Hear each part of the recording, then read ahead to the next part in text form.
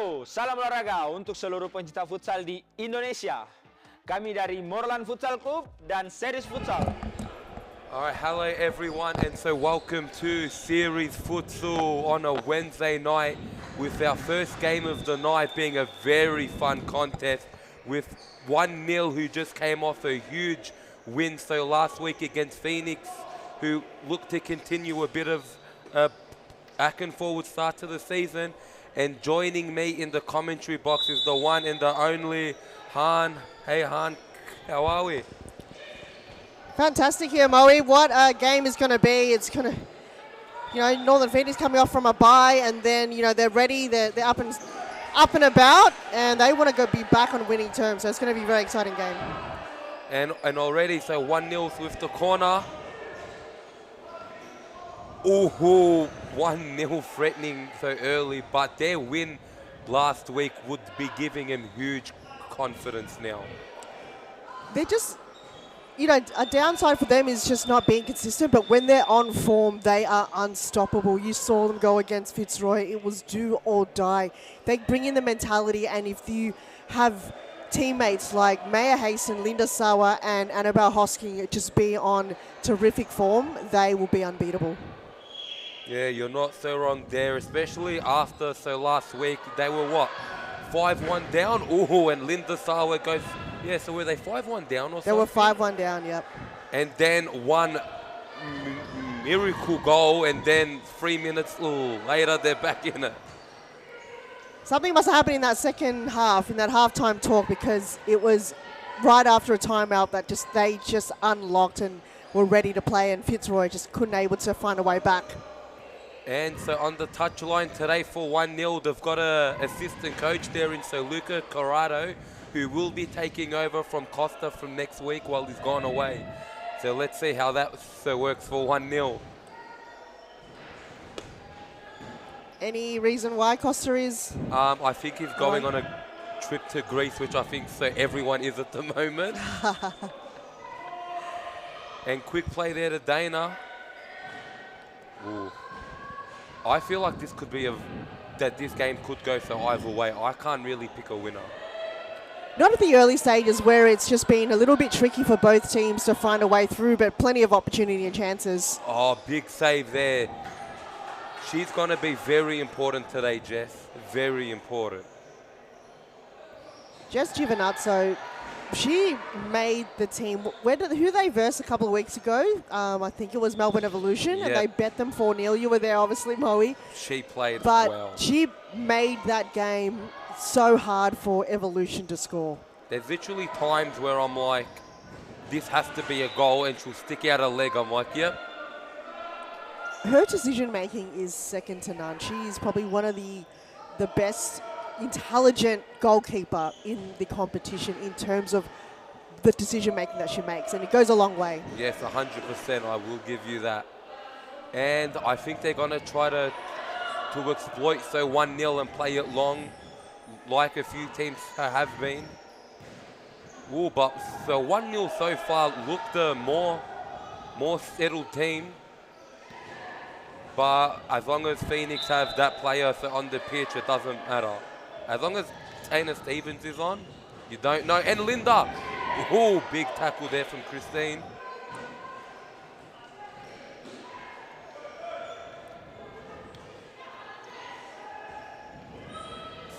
Oh, brilliant play there, deserved the goal. Well, so Phoenix did have the bye last week, didn't they? It's always weird playing straight after a bye. A little bit, and it only happens once every 6 rounds for you, so you kind of forget that it happens, and then you play the next 5 games. So I think it's just probably a good rest for a lot of the teams, and a few were here in the stands last week, were able to watch the game freely and not have to worry about it. And again from Linda, they are knocking on the door behind. As you said, Jess is a very hard person to get past. Ooh, and May O'Brien, someone who's been in the Futsal youth system for a very long time, playing her second game for Phoenix today.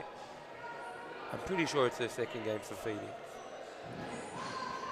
It's good to see a lot of new up-and-coming players giving the opportunity and chance and game time with teams that they can adapt to and mould to. Wow, and Dana Stevens, wow. The turn, the finish, what more could you want? What a weapon, just down the line too. Held it as long as possible. Did the turn. This is terrific play coming from Dana Stevens. A lot of time and space to hit it. Firing shot too. So that was a very intelligent play coming from Dana Stevens. And now they're on the scoreboard. So that's a big confidence boost. And just as we just spoke about May O'Brien, Dana Stevens went, move over. I'll get a bit of light here. Oh, there, so knocking on the door, but so 1-0 have to be taking their chances today. You have to really shoot it if you're gonna or be smart to beat Jets, because she's already made 3 massive saves. But who knows? Maybe 1-0. They're a second half team, Han. And another big save there from Jet. They sure are, and for them, sometimes they just don't, first games especially, it takes time for you to get used to the game and feel the game. So let's hope we see a performance similar to what we saw last week. And yeah, that will be a game on for this game right now, but it's still high intensity. Straight off the whistle, we haven't seen the ball or intensity stop at all. Yeah. And so one of the players I was really impressed with from last week, Maya Sohasen, subbed on. She really impressed me last week. That goal she scored, wow. Not many people do that back to Liz Air.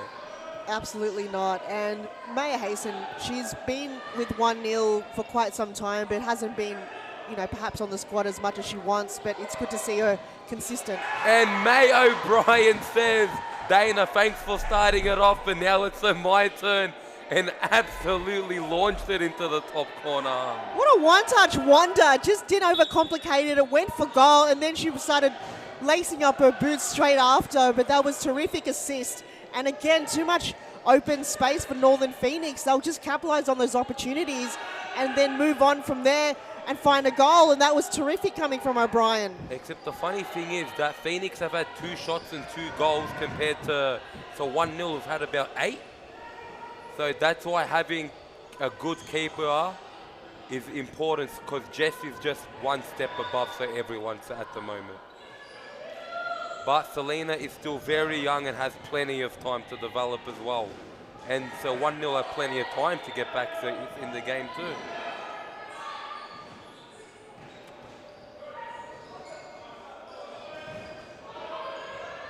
Oh, good tackle there from Linda.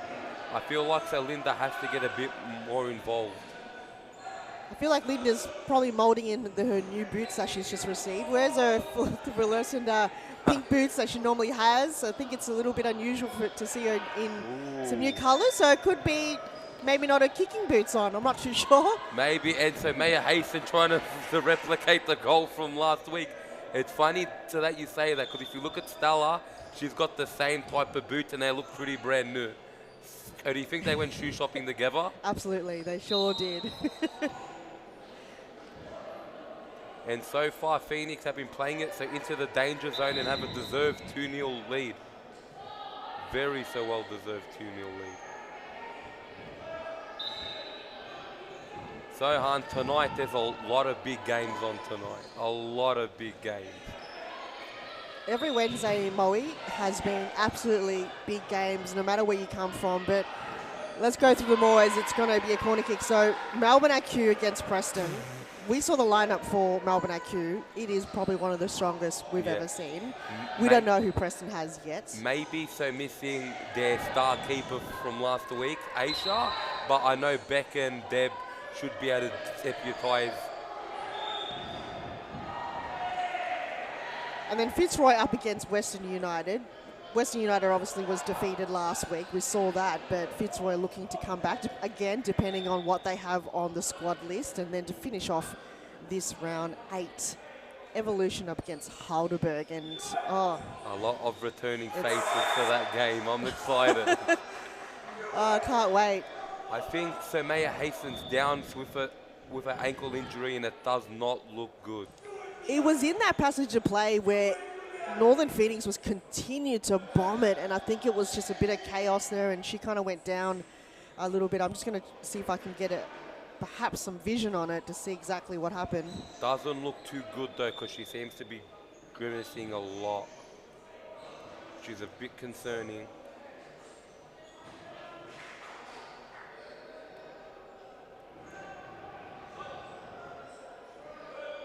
Yeah, so it looks like she may have fell or had a fall on her keeper. Here we go. Yeah, no, I think that's unfortunately game. Seeing injuries are never a good thing.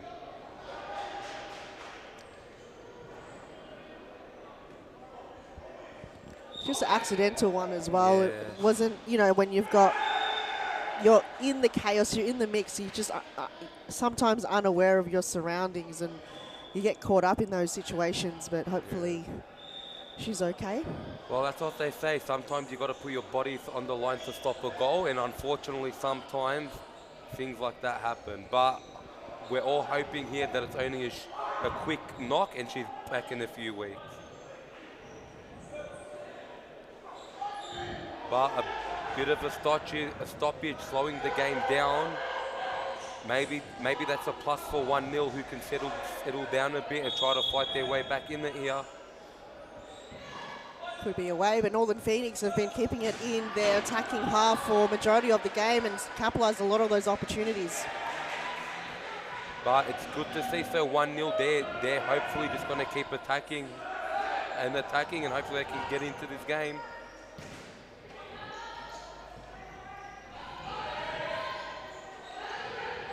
Does it say who number 4 is?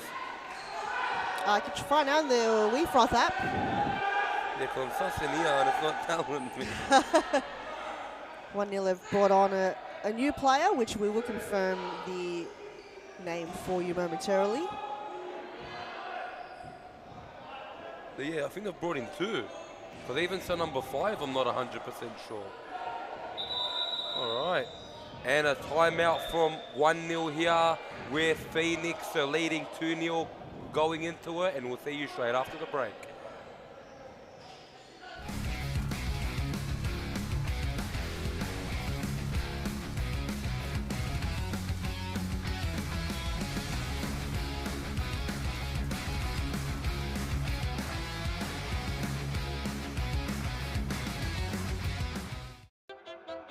Grew up with low self-esteem.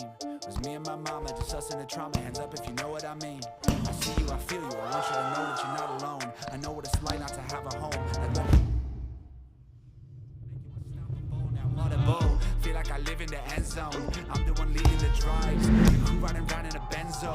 Red I'm being in charge of my own fate. Left the excuses behind. Now I'm the illest violinist alive. I took the pain and I thrive, but look at me now.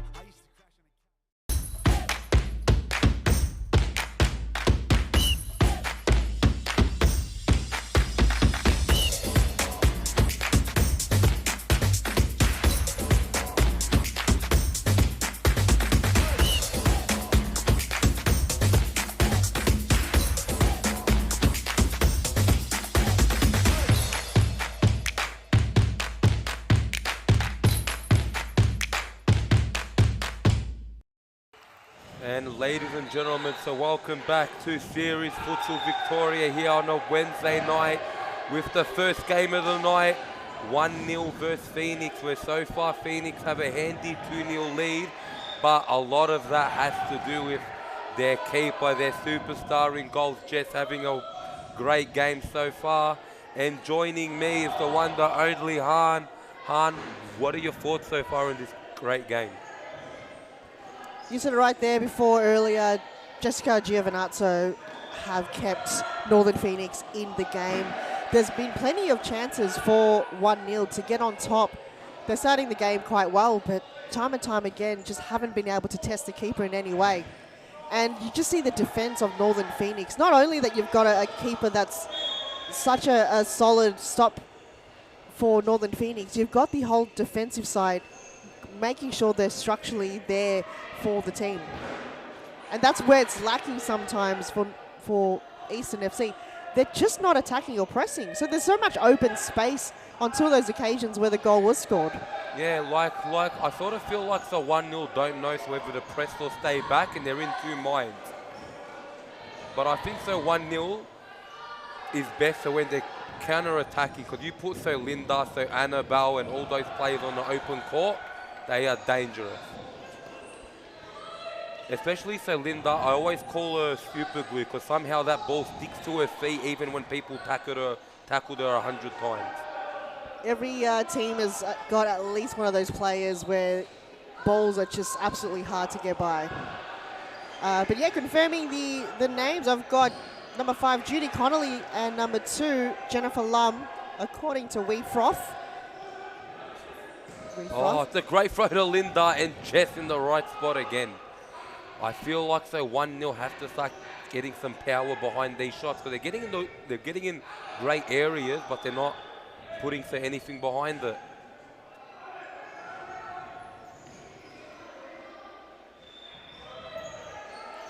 Well, with the introduction with a couple of new players, they're still finding the chemistry, still getting the feel of series futsal, so it's going to be some time for them to get that. Oh, wow, that's a great play. Can they finish it? But that's better from 1-0 there. It looks like it was getting in a little bit too deep, and kudos to the Northern Phoenix defense. They just ran and got in front of the ball before they could. And Alana Shanley there, I feel like so Phoenix are going for the proven game plan of going high and long against the 1-0. Hasn't worked so far, but that's what they're trying to aim for. Wow. So even though Phoenix are up, they barely have control of this game, which is a bit surprising here.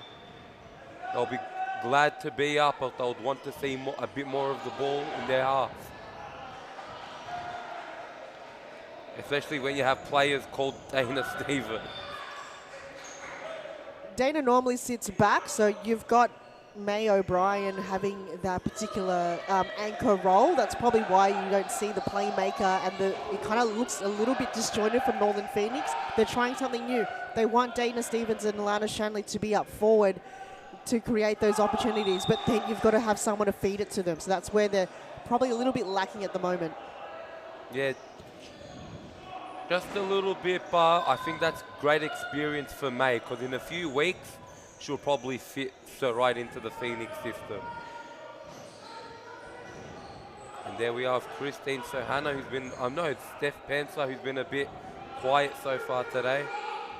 That's what I mean about Phoenix. I think they're rushing it just a little too much today, because they're so really good, so when they're passing it around, they look phenomenal. But that high press, when Phoenix do it, they look very dangerous on the counter-attack. Very. Christine Hanna just making her way back on the court. Stephanie Pantazopoulos didn't spend too much time on the court previously, so it could be perhaps an off night or a lingering injury that we're not aware of. Let's hope it's just an off night. So we're not saying we hope she played bad, but it's better than being injured. That's for sure. Oh, that's a great pass there. Selena comes out, gets collected, and that's a good goal for Phoenix, but something soft to concede for 1-0. With Dana Stevens there, 50-50 battle, which I think Selena should have got to and won. She kind of moved out the way, and all Dana had to do was put it into an empty net. As a keeper, you have to back yourself. When you come out, you have to stay strong. You've got to make sure you've got that physicality. But then you see Dana Stevens running towards you, you might have to think twice and went, maybe that's not a good idea on that particular occasion. But it was a risky move. It didn't pay off for the keeper. Sometimes you got to really back yourself up in those occasions. And Dana Stevens just made sure that, if she's going to come in charging, she has to be the one to win the ball. And that's, to them, just a high reward, making a risky move down the line, down the center of the court, and it's worked well for them. And Dana, you rely on her so heavily to win those battles.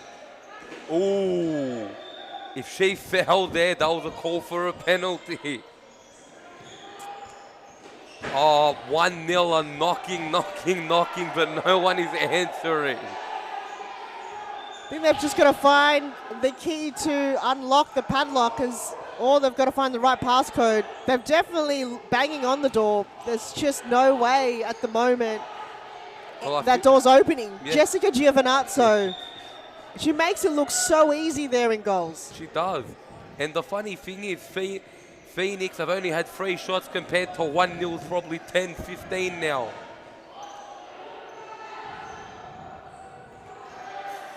So I feel like that's so 1-0. They just have to be a bit more confident when they're shooting. I understand you're shooting against a very good keeper, but you have to bring your A game. Because if you're going to keep giving her shots like that, she's going to have a very easy afternoon here.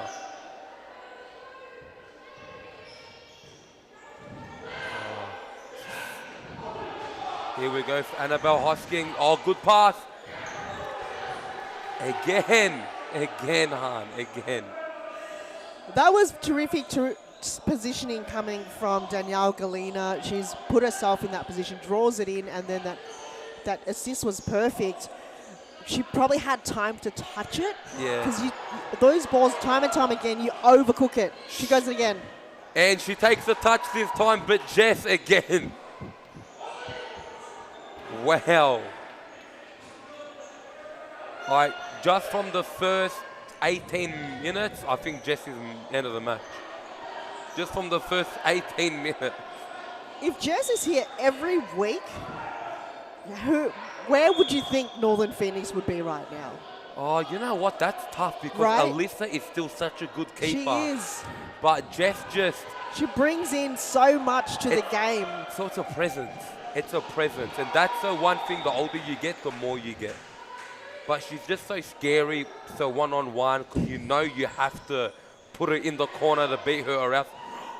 And Alana, they're trying something, but you just know to beat her, you've got to really put it somewhere special. And so even then, sometimes she finds a way. Very underrated, but it's just a keeper that we saw her. She was in, World Series Futsal, and for her to come on board for Northern Phoenix, it's definitely kept them in contention for big games, especially with Melbourne Evolution. So again, if they could get her in for really big games, Northern Phoenix could absolutely go a long way. And these are the type of games where having a good keeper matters, because at Phoenix been on top of them, not at all, but when you are having a bad day and you have a keeper who can just save everything and you only have to score a few times, that is so comforting to have. Because especially today, Phoenix have not been 100%, but they're winning 3-0 mainly because of their keeper. And again, she reads the play. You've got, most of the time, you just got to make sure you read the play and anticipate it. That's when it, we're keepers ourselves. We could talk about it all day here, Moe, but how many times you think in your mind you make one decision, but then you go for the opposite, and then the striker or the attacker knows what you're going to do, but she just reads it to the T, like an open book. Any scenario you put her in, she'll time and time be on top of it. And the thing for 1-0, these new players they got, especially Judy, is very promising. Like, I've seen her just for a little bit, and she looks like a very good pickup for 1-0. Absolutely, and Jennifer Lum as well. So you saw them when they were on the court earlier. They really connected well. They've just got to bring in a little bit more confidence and a bit more flair like that. Right there, why not go for it on an angle shot? Yeah. Force the keeper to make a save. So who knows? So even with Jess, who knows? Sometimes you just got to see what happens. But I feel like if 1-0 can get that goal before half time, they're really in the game. Oh, again, just.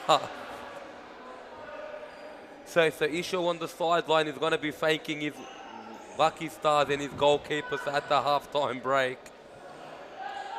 What do you think that Costa and Sir Luca on the 1-0 bench are going to be saying at the half-time? I feel like they just take more chances, make those runs, capitalize on, high press, put the pressure on. Because when you do, Northern Phoenix will at times buckle and perhaps be a bit more physical. Get them in the game. You saw that when Dana Stevens bring on the physicality and Christine Hanna. Just put more physicality and pressure to the game and kind of match up to the similarity to that. And then also defend your goalkeeper. Yeah. She might not have the most terrific game, but then back her. Make sure you run back. Yeah. There's been time that the goals that they have, 2 goals, were just no defender, putting in that press. Yeah, exactly. Like they've left their keeper stranded for the 3 goals. But I think they've worked on it a bit better here. They've kind of shut up shop. And with 20 seconds left in the half, will we see a Phoenix goal to finish off? Good save. A bit of confusion. They still have a chance here. And it's a corner with 10 seconds to go. But this is a big corner, very big corner. And I think that's a turnover. So guys, here we've had 1-0 versus Phoenix, with the latter somehow so winning 3-0, even though they haven't had the greatest days, but Jess Giovanazzo and Dana Stevens proving to be the difference. But will they still be in the second half? I guess we're going to find out.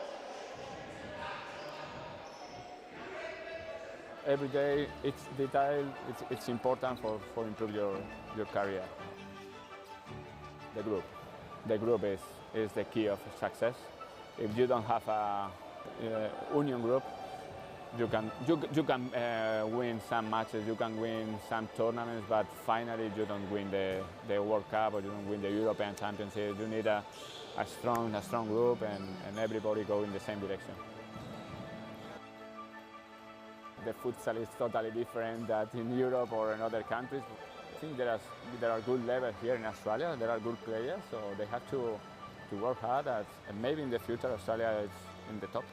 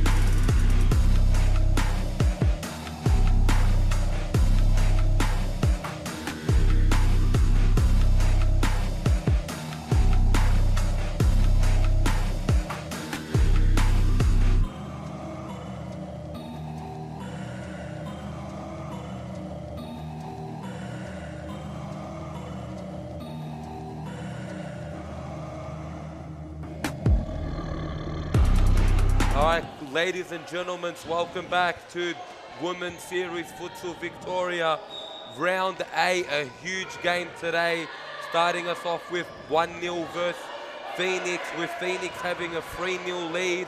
But even better, I've got one of the best going around in commentary, Han. Han, what are your thoughts so far on the game? Thanks for the introduction there, Moe. The game, we saw it high intensity, and it's going to continue to be a high intensity game. These two teams, they absolutely want to, showcase that they are here to play and can beat top tier teams like Melbourne Evolution and Fitzroy. So they've got a lot to lose. And Linda Sawa still haven't found the back of the net tonight. So Jess Giovinazzo is shutting her down at all costs. So far keeping a clean sheet. Can she continue with that? Only time will tell. At this stage, it looks like she will, unless the plays from 1-0 start to get a bit sharper in front of goals. Because there from Linda, it was good, but it had to be sharper. Because you gave too much time for Jess to come out, and if you do that, she'll save those all day long. I think that was a handball, but very interesting. But you just got to play it with the whistle and keep calm. Exactly. I feel like 1-0 have defended the long balls very well today, though. Especially when you got someone like Annabelle and Maya, who are both giants. Always so good to have. Selena Danillas had so much practice last week against Lizette. I think she's nailed it. Yeah. If you could go up against Lizette and Fitzroy with those long balls, you could go up against anybody. And to only concede, I think only one from the long throws last week, yeah, is credit to her, because they will continue to do that. So I think that's what Northern Phoenix was trying to do tonight. But and you know what? I kind of don't mind that they're testing her so much on her weakness, because she's only going to get better for it. And especially at 12, you got a long time. You don't even worry, Selena. You got a long time. Playing, for serious futsal, that's for a youngster like that. She'll just get better and better. Can you That's 25 years. That's 25 years of her play. How did that not go in? Shaila Bala Atali scored 2 goals last week. That was a good run, though. They had to be more creative here, 1-0. Oh, and Selena, good save there. 1-0. I feel like if they can break through, the floodgates will open. But that's if they can break through. Just mentioning earlier, again, they're just going to be creative, and we saw that in the last minute of the first half when they were banging. They were just going different avenues, and you saw the pass towards Galena. They have to try more of that. Yeah. Go through the angles, make it a little bit more tricky for the keeper to draw in. And the counterattacks, you said it, they have to be very spot on with running down the line when the counterattack is on. Yeah, and I think losing Maya quite so early on was not in the game plan today, because she was very important last week as well. But you've got Linda Sawa, one of the best on the counter-attack there is. Because she just pops up out of nowhere. She's always just there for 1-0. Always just there. Such a workhorse, Linda Sawa, and she's just like an Energizer bunny. She will work hard from the start to the end, just never ever stops. Oh, May had a very good game in defense as well, though.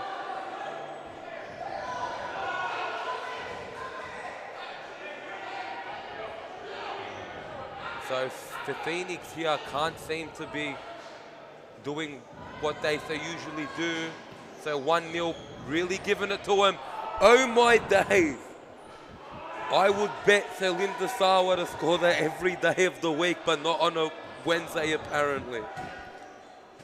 Still early days here, Moe, but they're looking a lot better. They're using the 1-2s and just drawing that ball forward, pushing, down the line and testing the defenders. Again, Jess Giovinazzo, she'll come out on those occasions, and it will make it very difficult. You said it earlier, they have to be a lot more sharper. They have to, I would say, even go for the left or right bottom corners. Those high shots is not going to go past the keeper. And when you don't score goals, the other team will punish you. And that's what's happened there. because, like, on any other day, this game could be completely different scoreline. But they haven't taken their chances, and that's no one's fault but theirs. They've had their chances today, they just haven't taken them, and Phoenix have. And at this level, you can't be affording to be not clinical in front of goals. Dana Stevens, she just read that, just saw Selena Danila's just, not reacting that quick enough, and she just went on the near post. Where's the defenders for Eastern? Not around on that occasion. They are quick. You could tell when Dana, she runs so quick down the line that it's going to be almost near impossible to stop her. So she has jets on her. Ooh, I knew a shot was coming there from Steph, and it was very close. That's her trademark, the shot inside her own half. Stella, just had to get that so under control there. And so as you see, Stella and so Linda both donning the new shoes. I think they're twins.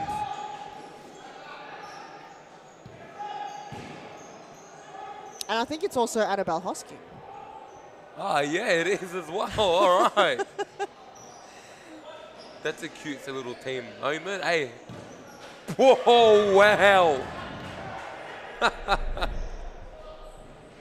I don't know what to say about that shot.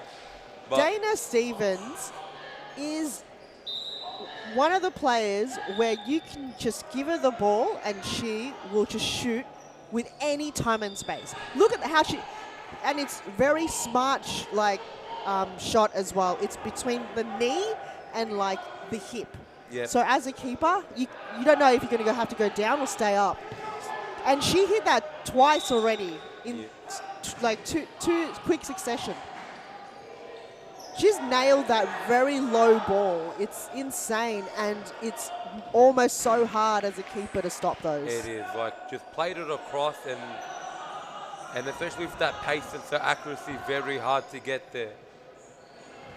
The funny thing is about this game, 5-0 does not tell the story of the game at all. Make it 6. It's a tale of two stories today, where every time Phoenix are in front of goal, it's a goal. Where the other, with the 1-0, it's a save or just a miss. And that 6-0 seems like a thrashing, but that has not been the game at all. And we'll see you straight after the break, guys.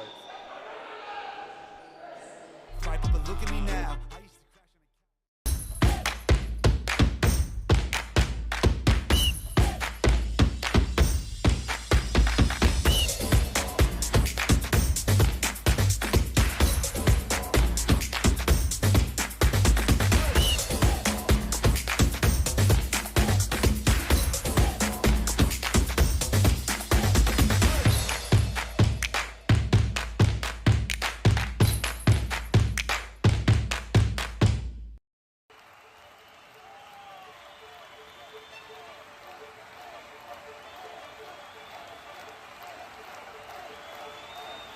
A good futsal player has to be intelligent.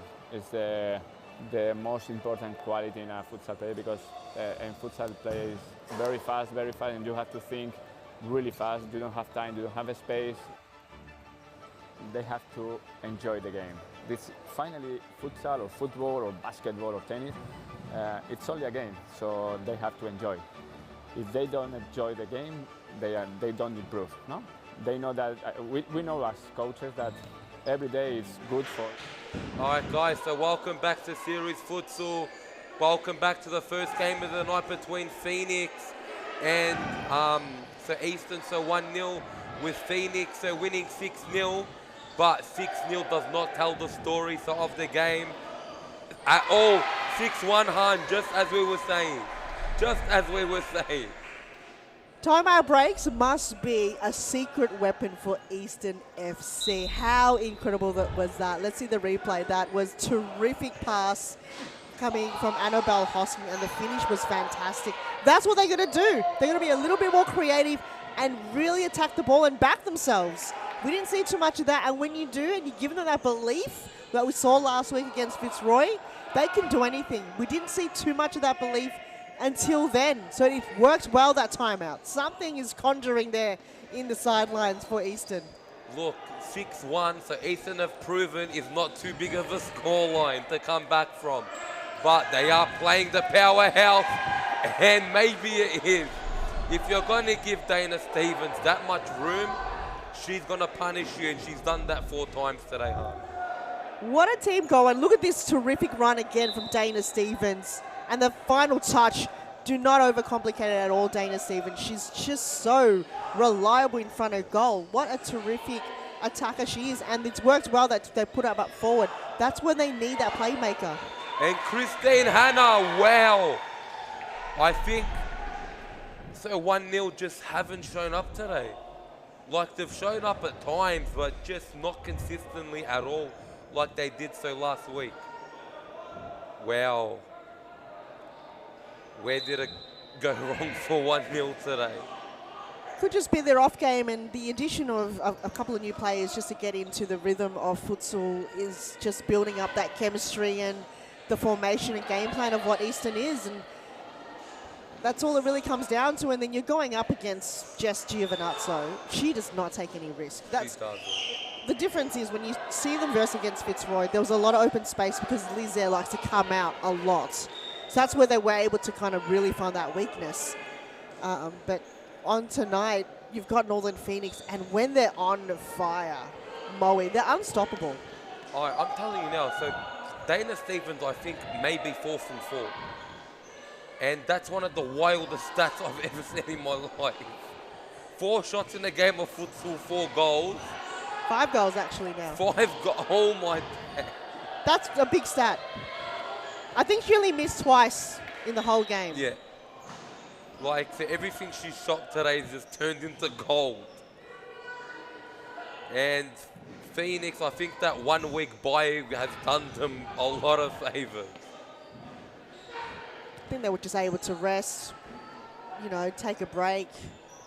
Any injuries that were occurring, they can really look into that. And they're just playing the game that they love. I think they're just enjoying it. That's the difference. Because the thing is, like, when we talk about Phoenix, they probably haven't played near their best today, but they've just been so clinical. So clinical. And that's the difference. So good teams. Oh, and that's a bad one from Selena. Didn't cover herself in glory there, but then Christine Hanna still had to score it. But yes, yeah, so as I was saying, Phoenix are now finding ways to win even when they're not at their best. And that's a really good sign for a good, so young team. They're just very lucky tonight. Yeah.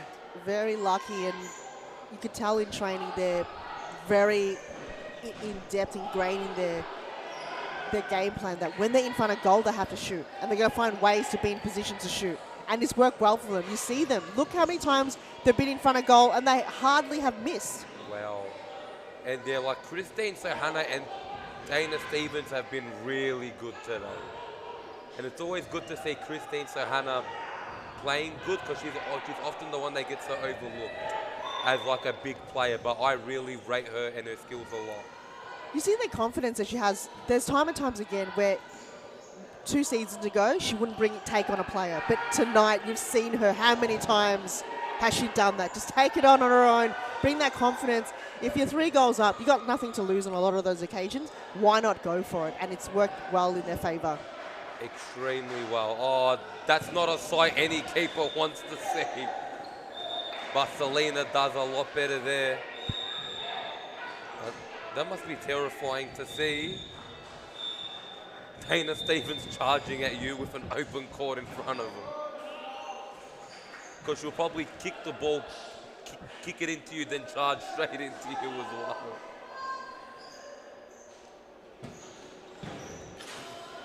As a keeper, there's probably a good thing that you've got someone like Dana Stevens on your team, because in training, who are you going up against? You're going up against Dana Stevens. Yeah. It's going to make you a better keeper. That's why sometimes the top tier teams have better keepers, because they have to, time and time again in training. Oh, good ball to Christine Hunt. Oh, no. I mean, to Steph, but that's a great pull there. Yeah, but I think you were so right there, huh? Like, For Evolution, you're going to go up against Spec Davies in training. That will make you a better keeper, right? it does.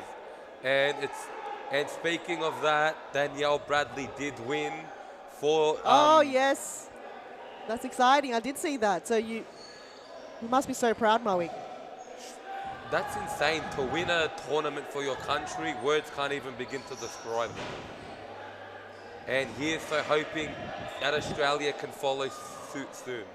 Hopefully. Hopefully. Because there's some players here on the court so right now which would fit in straight into that team.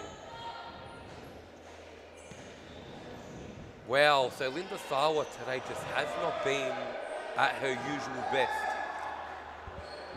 Like she's gotten into the right spots, but just the finishing touch has not been there when it so usually is a lot of the time. Good save there from Selena to make up for it.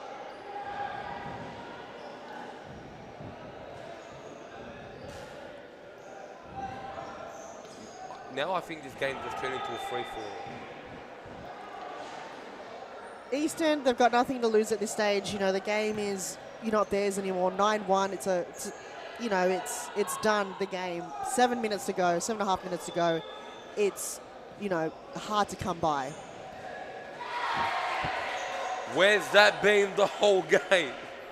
Where has that been? They finally bring in a loose player, which they haven't been able to do the entire game because Northern Phoenix have been tagging them. But finally, a player is let loose. They're inside the D, and that's what they needed to do. And we thought they would be able to bring in those players in, but they haven't been able to. So Jennifer Lum put herself in a terrific position there. It's just Northern Phoenix just slipped for a moment, and they were able to capitalize. But it's been very rare that a player has been loose the entire game. And the funny thing as well is, like, they finally buried a good chance. Like, that was a great finish. Right across Jess. Not even someone of her standard so stood a chance there. But I think it's too little too late, so even for the comeback queens here. Yeah, we did see one of the biggest comebacks of the season last week, Eastern FC against Fitzroy, and we thought I thought the game was done, but they went, it's not over until the final whistle blows. And that was, terrific to see an underdog team like Eastern to come back like that. It was very good to see. And this game is just getting... I think this game's starting to come to a bit of an end, but I feel like 1-0... Want to score a few goals and maybe take away something from this game. But Christine Hanna, good pass. Oh. I think Selena was expecting a power bomb there, but Dana, with a bit of a deceitful shot and a clear, Selena got something onto it, but not near enough. Wow, this has been a weird game today. A very weird game.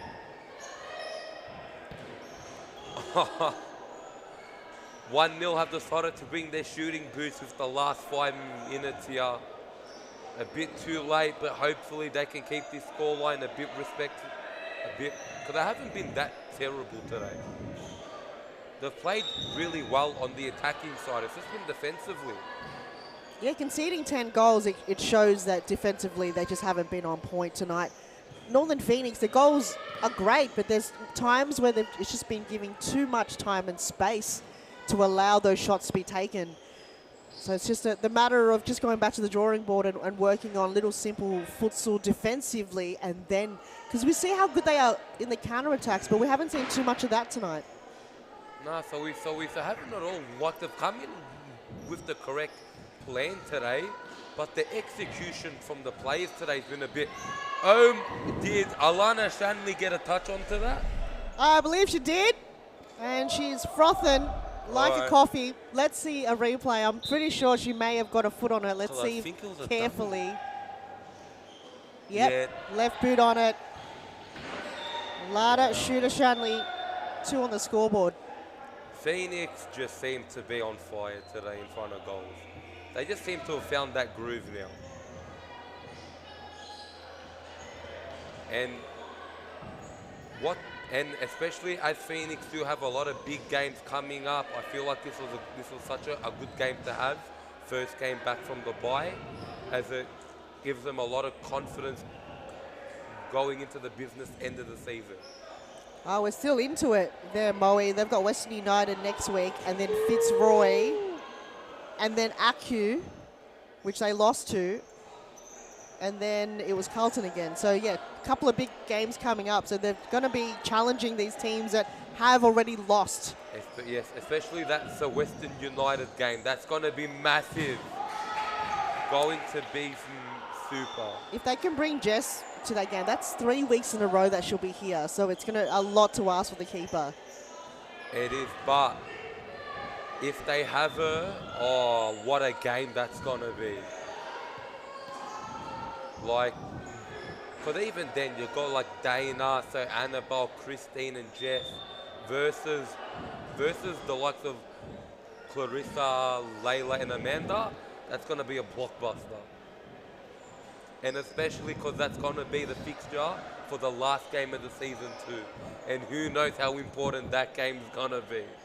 Oh, it's a long way to go here, Moe, but how exciting that each round is so exciting. We can't wait every time each team versus each other. It's, yeah, very, very interesting to see. Oh, that would have touched. No, I think Shanley would have tried to get a foot on it.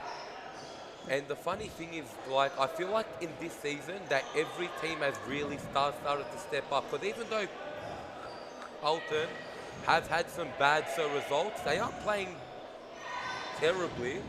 So I feel like a lot of the teams this season, like so 1-0, Carlton, Phoenix from a few seasons ago, I feel like everyone is competitive. And that is so good to see, because that means every week us commentators, especially Johan, get to come in and just enjoy futsal. I'm always enjoying futsal, Moe, no matter what it is.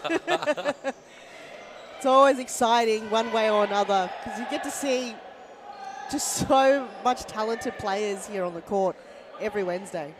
And they're finally breaking through after a strong defensive line there to make it 11-3, which, you know, looks a lot better than 11-2 does. So got through the legs there, and Jess Giovinazzo, I think she initially tried to do the first save, and then Lum just terrifically just went rings around everybody. But again, it's just probably a little bit too late to come back from this. I think it smiles all round for Phoenix. So with club president Sam in the stand smiling, their players smiling, and their manager who's had a good day today in Isho. They're all just smiling, and that's what you so want to see. Win or lose, they're always smiling. They have such a good culture from the very beginning. Oh, here we go. Oh, no. Oh, that's the furthest we've seen Jess Giovinazzo out of her line. Oh, she's like, let me join in the action. I love when keepers do that, especially in women's. Oh, great save, Selena. All right, with 40 seconds to go, I think that's curtains. Well, Eastern, they've got Carlton, who got their first win next week, so that's going to be a big game, and then they've got Halberg United the week after, so looking to perhaps get some points up. If Eastern can be on form, they can, you know, absolutely challenge Carlton and Halberg. They've proven that the only thing they need now is the consistency. But that comes over time, playing together and training. So I wouldn't be too concerned. And I think Phoenix are trying to get one more here, but I don't think they're going to get it.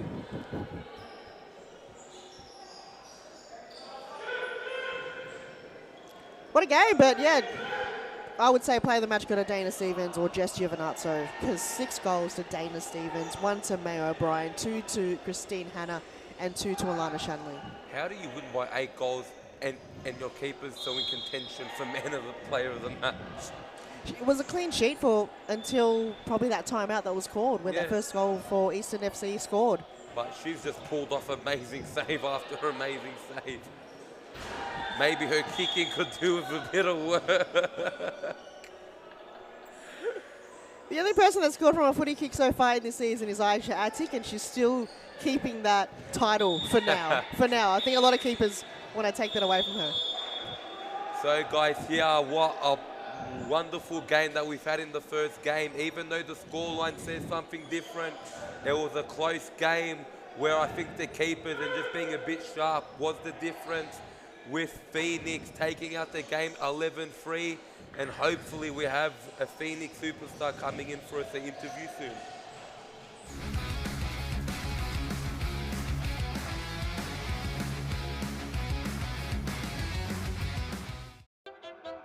I grew up with low self-esteem. It was me and my mama, just us in the trauma. Hands up if you know what I mean. I see you, I feel you. I want you to know that you're not alone. I know what it's like not to have a home. Feel like I live in the end zone. I'm the one leading the drives. Crew riding around in a benzo. Red I'm in charge of my own fate. Left the excuses behind. Now I'm the illest violinist alive. I took the pain and I thrive. But look at me now.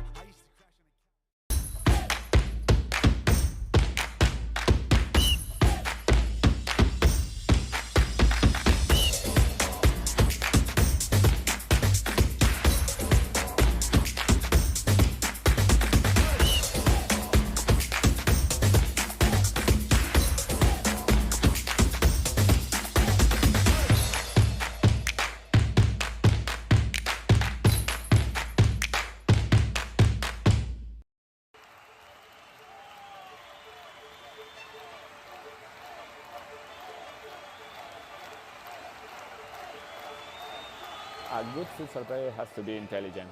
It's the most important quality in a futsal player, because in futsal play is very fast, and you have to think really fast. You don't have time, you don't have a space. They have to enjoy the game. Finally, futsal or football or basketball or tennis, it's only a game, so they have to enjoy. If they don't enjoy the game, they don't improve. No? They know that, we know as coaches that every day is good for improving your level, so you have to work hard every day. It's detail, it's important for improve your career. And here we are with the Phoenix superstar in goals today, who had an absolutely fantastic game. Jess, in that first half, they probably had about 50 shots compared to your 4, but you just seem to be saving everything. Oh look, that was after last week, like watching their game coming back from Fitzroy. Some of our girls were a little bit, I think, complacent at the start. But then, yeah, when they started firing shots, I think the whole team were like, oh my God, okay, we actually got to switch on here. But yeah, it was good. It makes the trip worthwhile for me, getting a few shots in. And the other thing is, like, so how is it to win a game when you've not so necessarily dominated? How does that feel so as a team to take away points when you've had a really tough day? Yeah, I mean, look, for us, I think coming off a bye too, I think the girls, again, the girls were a little bit nervous too, but I think in the second half when they started getting a few of the back post goals and we kind of let them go through, and a few times they actually had heaps of chances too. I think the girls at the end, yeah, a lot of the girls are like, oh, we actually like got a few goals there, but yeah, I think we were very lucky with the scoreline too, because they got quite a few balls through. Yeah, all right, and so one big question, will you be here for the big one next week? I mean, I believe I've been asked to come down. It's whether or not I can organise myself to come down, so I guess we'll see what happens next week. Yep, and one more question before you go. Those 2 footy kicks, will you be practicing that for next week?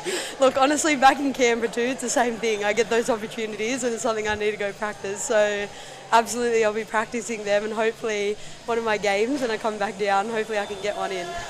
All right. Thank you, Jess, today. You played so wonderfully and the interview was great as well. Thank you so much. Excellent. Thank you.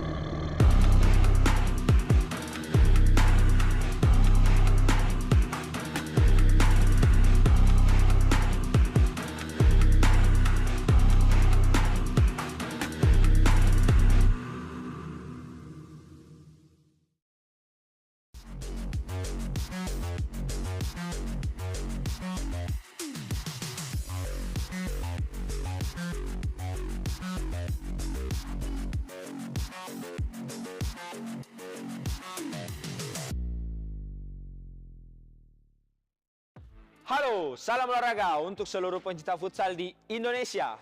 Kami dari Morlan Futsal Club dan Series Futsal akan mengadakan giveaway di mana akan dipilih 15 pemenang. Masing-masing pemenang akan mendapatkan satu jersey original dari Morlan Futsal Club. Syaratnya sangat gampang, langsung saja follow akun Instagram ini dan akan dipilih selama 5 hari ke depan. Jadi tunggu apa lagi? Let's go!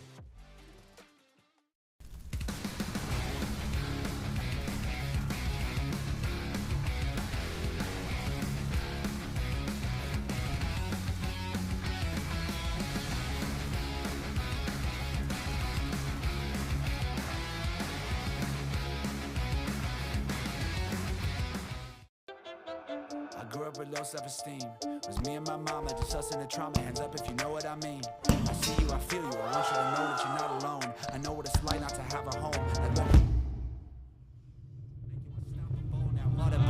Feel like I live in the end zone. I'm the one leading the drives. The crew riding round in a benzo.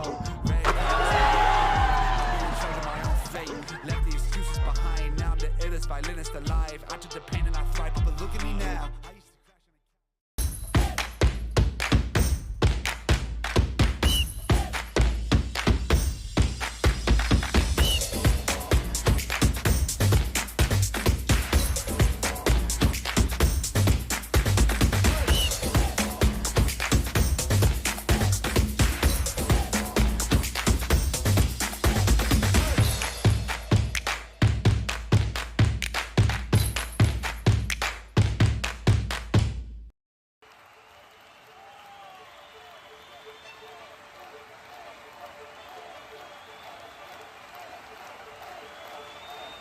A good futsal player has to be intelligent.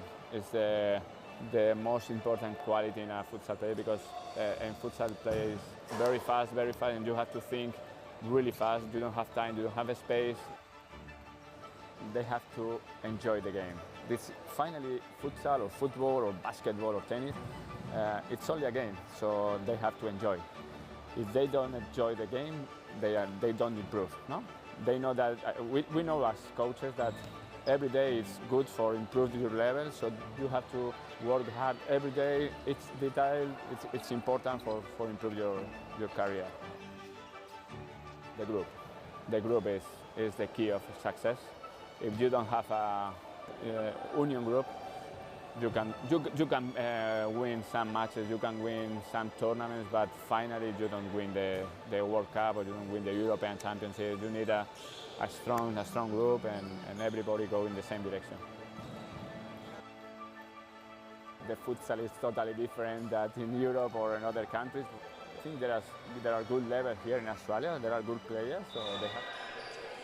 Ladies and gentlemen, welcome to quite possibly the game of the round, maybe even the season, with Melbourne AKU versus Preston, and joining me in the box is someone perfect for this game. Han, what a game we have in store today. This is the biggest star-stacked lineup from both teams we have seen in quite some time. I'll see if I can pinpoint who they are. We'll start with Preston, who's in the all-white. We've got in goals Emma Olsen returning back to be the short stopper for Preston. Terrific. Louisa Verratti, who we know is a legend. Taylor Halabi is the captain. Claudia Damasi, number 3, just on the ball there. Good to see her back playing as well. And Catherine Ioannidis. But then the players that are currently on the bench, we'll call them out when they come on. Acu, Moe, how could you even get a lineup like this? Oh my, like AKU, first of all, I have to say, they are missing their player of the match from last week, Insa Aisha Adik. So who knows how that's going to go. But when you've got Rebecca Yee and Deb as backups, that's always promising. But so without Aish in her form, we'll see what happens. But then they've got Jessica Al, Lucy, Serema, Sakai, and Mary. That's a super team. That's like the all-star game team. Not to mention who's on the bench as well. So we'll call them on when we come on. But Moe, this is insane. The next, how many minutes? 46 minutes is going to be, time to tell, probably one of the biggest games we'll see in the season. But how clinical they have to be, though. They have to be on formation tonight, these two teams. I feel like this is going to be a game of high level futsal, and the winner will literally be the team that does like the 1 centimeter thing correctly, the little, say, 1%ers. Because both teams just have superstar talent. And whoever makes the least amount of mistakes, if you give the ball away to your opponent tonight, they will punish you, without a doubt. Yeah, making a mistake in a game like this, you don't want to be that person. Everybody on the court right now can score from anywhere. Yeah. They are highlight-worthy goal scorers. Anyone right now, you give them the ball, they can shoot from anywhere. But my thing is... That's very rare. My thing is, I really want to see Sakai just take this game over. She is one of the most electrifying players to watch. Though, speaking of which, we just saw Lucy Raymer come off the court and come on Camilla Fresneda. I think she's playing perhaps her second game this season. So when she's on the court with Jess out, anything can happen. Camilla, for me, is the best technical player in the league. Just the way she can dribble, keep the ball, shoot the ball, pass it. Like, even though Jessie, Aldana, Beck are all good, but just when it comes to that flair, Camilla has it all. Sure is, and the assist that she does, it's just so good. One of the only players in the league that can assist from anywhere on the court. Her, perhaps Beck Davies, are the two that can flick you the ball in pin perfect position. Exactly where you so want it to. Absolutely. And the thing with Camilla is, she just has that flair. Like, if you come to tackle her, she'll be like, oops, see you later. And she just does that so often that after a few times, you're like, I don't want to mark her anymore. She's annoying and I hate her. Very impossible to defend a player like Camilla Fresneda. So it's very, very exciting to see her back for AQ in tonight's game. This game, especially in the second half, I feel like it's going to be a roller coaster game. But Jess out with a cheeky nutmeg there. I feel like Taylor Larby almost want to get her manager out. That was very close. How is he just sitting there? Just like not phased at all. Oh dear. I think you start to get so used to it after a while. Balls being pinged at you from 2 meters away. Man, you still look at the teams and you look at their bench and then you think, if this was World Series futsal, you would not be able to tell the difference. You would not be able to tell the difference at all. I feel like every single player on the court right now has been listed to play for World Series. And if that's not saying anything about the players and the magnitude of this game, nothing will. Every single player right now has been selected, absolutely, and played with or against each other in World Series futsal. And that's the caliber we're working with right now. Preston have had a few decent chances so early on. They just haven't been able to put them on target yet. And wow, so far Preston do look like they've come out of the gates firing, but when you see what both teams have on the bench, it can go either way. Speaking of bench, we just saw Louisa Verratti come off on the bench and just on the ball now, number 21, Sydney Allen, normally wearing her green signature headband, but tonight have repping the colours suitable for a kid, the black headband. She will be a jet if you allow her time and space. So she's very quick on the ball, and that would be probably a matchup between her and Jessa would probably be very fitting. Oh, she's an impact player and a half. Like she can sub on start games and she will also impact the game. If she's on for 20 seconds, she makes a big difference. Because she's like a bull. If you try to bump her off the ball, she's like, no. It's literally just like, nah, it's mine. So the round of seeing returning players, very fitting for the occasion right now. You know, we've got Camilla coming back for AQ and now Sydney Allen for Preston, and then more players to come, I'm sure. Ooh, Claudia Damazi on target there, but Mary doing her job well. Mary Hubeck, built by muscle. You got to shoot it harder towards her. She's just probably 2% fat, Mary Hubeck. And just has lungs. Oh my days. And it showed there with Mary so nearly scoring a chest. But Emma Olsen somehow keeping it out. That was very lucky. The ball bounced on top of her head. She had no idea where it ended up, that ball, but it ended up plonking her right on her forehead. Wow. I mean, with AKU at the moment, I don't know if they're a bit panicked or the things just don't seem to be clicking just yet. I just feel this is a very high, intense game, and I don't think they're panicking. It's just Preston have been able to structurally be cutting off the passes that we don't normally see from Aku right there, and allowing the mistake to come in from Jess out, and they're rushing the ball because they have to. They've got nowhere else to go. So it's just, we haven't seen a game like this in quite some time, where it's just a little bit chaotic at the moment. Oh, those shots do not feel good. Claudia Damazi a bit in the walls here, but gets straight back up to the fan. She's copped it in the leg, copped it in the gut. This is what you want to see from series futsal. She's a workhorse, Claudia Marcy. She's putting her body on the line, though May have also almost given it away, a penalty, by grabbing sucking a guy's shirt. Probably could have She got away from jail on that occasion. Wow. You saw that Ben pull, being right? very lenient there. Wow, Preston can shake a bit of sweat off their forehead there. But I kind of don't mind that. Let the teams play.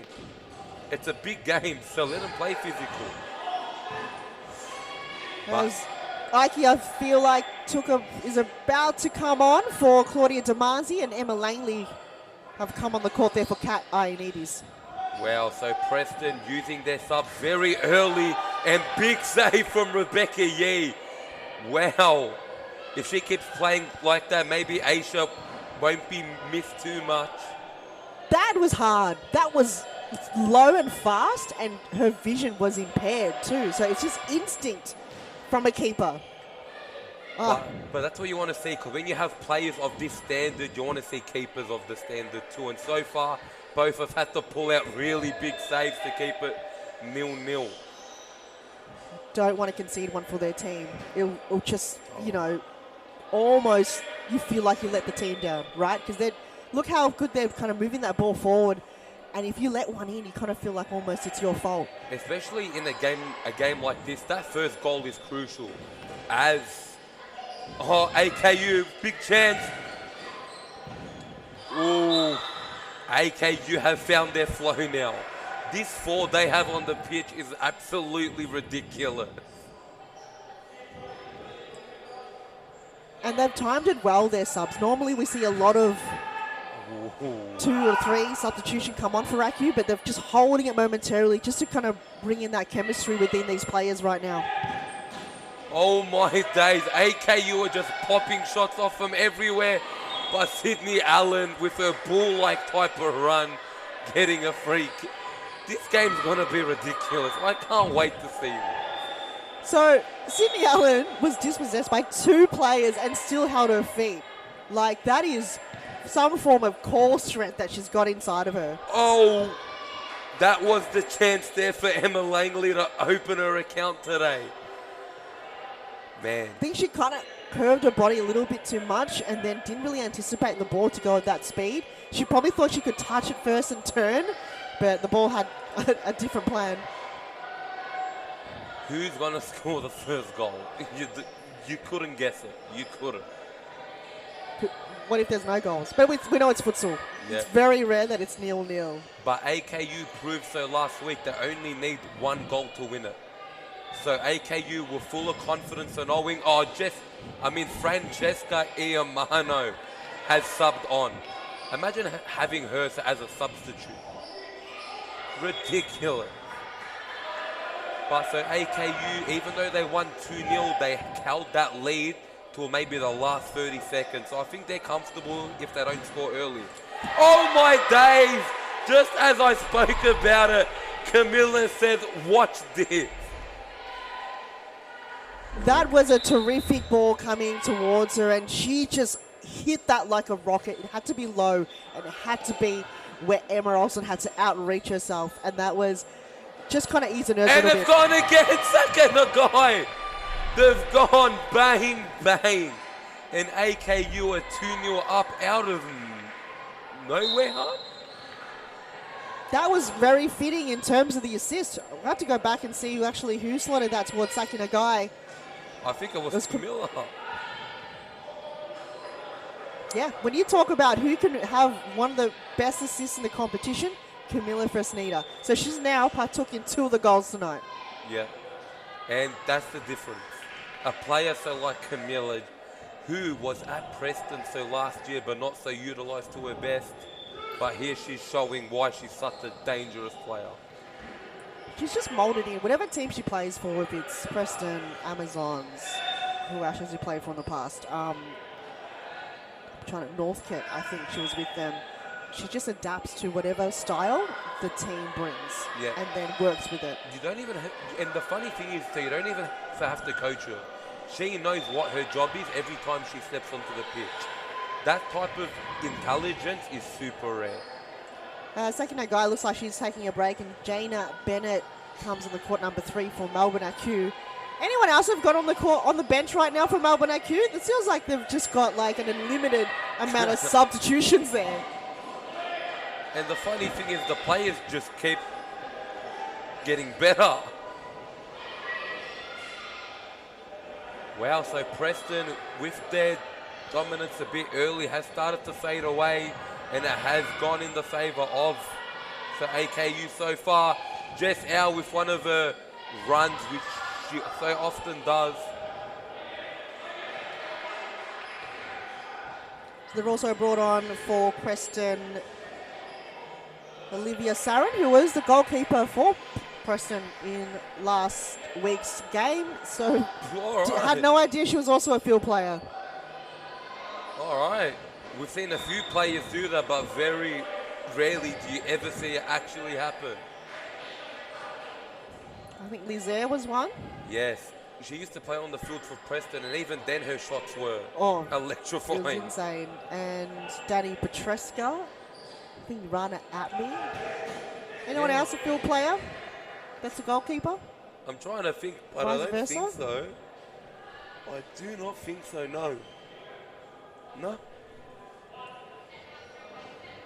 Well, so AKU with a commanding 2-0 lead that just popped up, bang, bang, out of nowhere. You've got to give credit to Preston that they are, even though that those 2 back-to-back goals occurred, they have managed to really keep their cool right now and just stick to the game.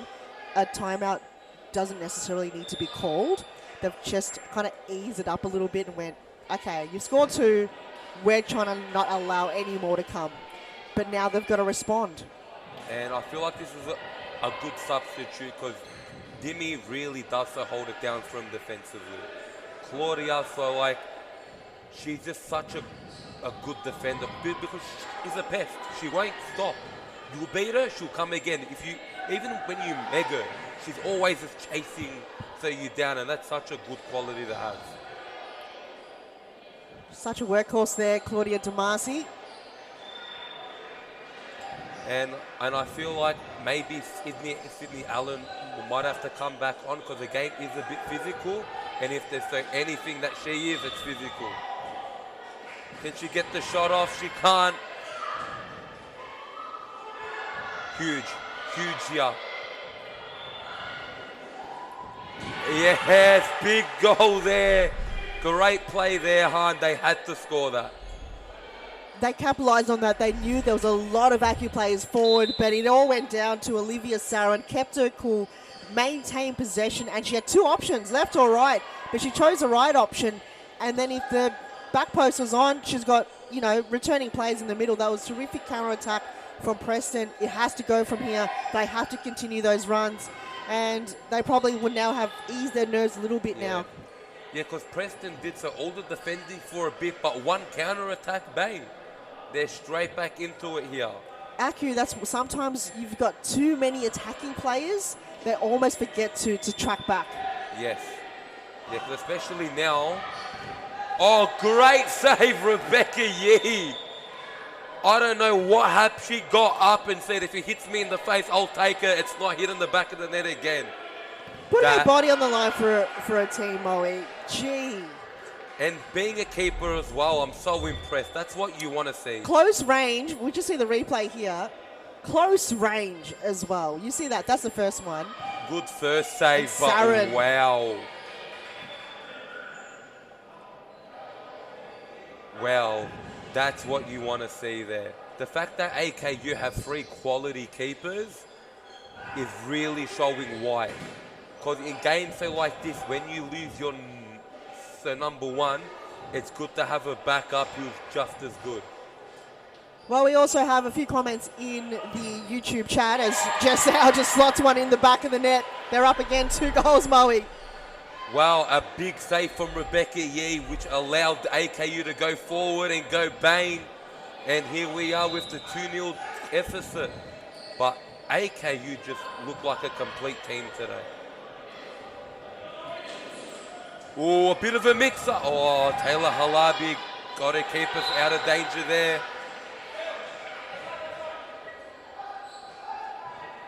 Can they score again? The dangerous Jess Howe just waiting for it. Played through the middle to no one. And Han, you're saying something about a comment on YouTube? Yeah, we have Sharon D'Alessandro just commenting that Carla D'Alessandro is also a keeper, which, well, I haven't physically seen in Serious Futsal. Have you, Moe? I'm not sure if she filled in one time, so we might have to see that. I want to one see day. her in goals. Absolutely. She's such a phenomenal on-field player for Melbourne AQ. I want to see her in goals as well. Why not? Bring her on. Have Love it. one round where keepers all play on the field and players jump in goals. Love to see it. Because I feel like some players actually want to have a hand up in goalkeeping because it might be fun. Fun? Did you just put goalkeeping and fun in the same sentence? Surely. It's fun, right? Look. Oh, it's fun. So after the game, but during the game, it's 48 Stressful. minutes of stress. Stress. Probably more fun scoring goals. Yeah. The celebration is there. Where's the celebration to a goalkeeper when they save a goal? It's not Oh, no. you Like, get a it's pat. good. Yeah, you I get know. a well done. You get But a, so when you score a goal, everyone's jumping on you, throwing your hair. If you pull off a good save, that's their job. It's well done. High five. Get back to it. only if it's like you save like a penalty. Yeah, I think that's when the goalkeeper is. really celebrated. yeah. Yeah. Though where is this half gone here, Moe? Only 3 minutes to go, and it's still anyone's game. It's only 3 minutes. What? Where has the time gone? Such an entertaining game so far, huh? As Josh Fusker was saying, if you blink, the time will go, and he's probably blinked 100 times a minute. And that's probably normal for human beings, right? To blink that fast.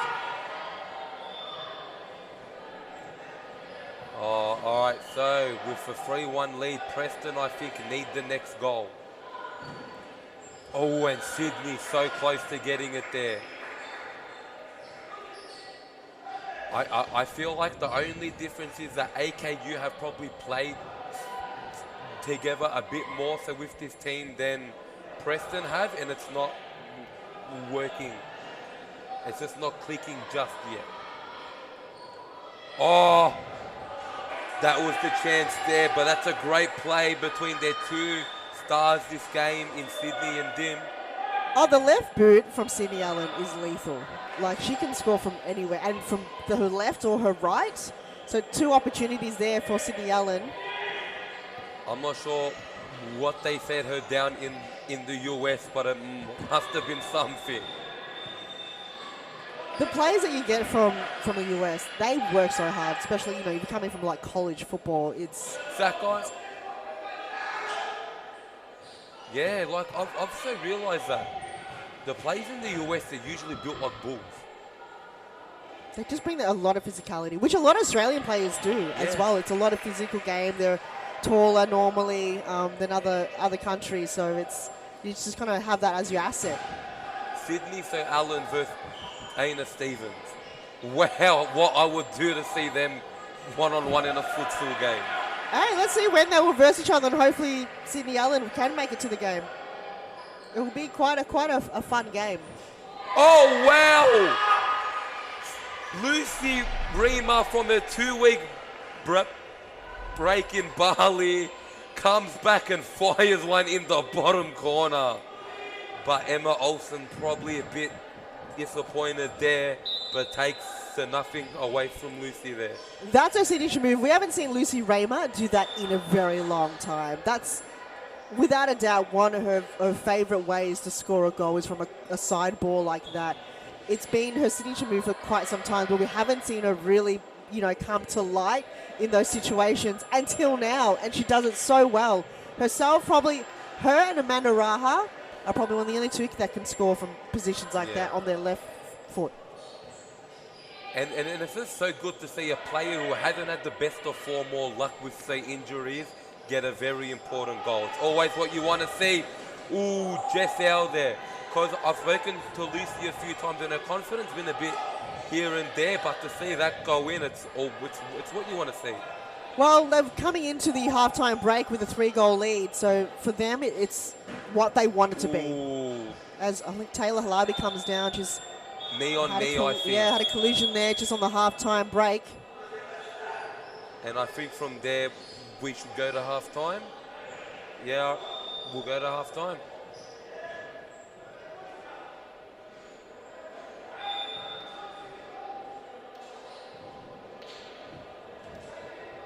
All right, or maybe we aren't going to halftime.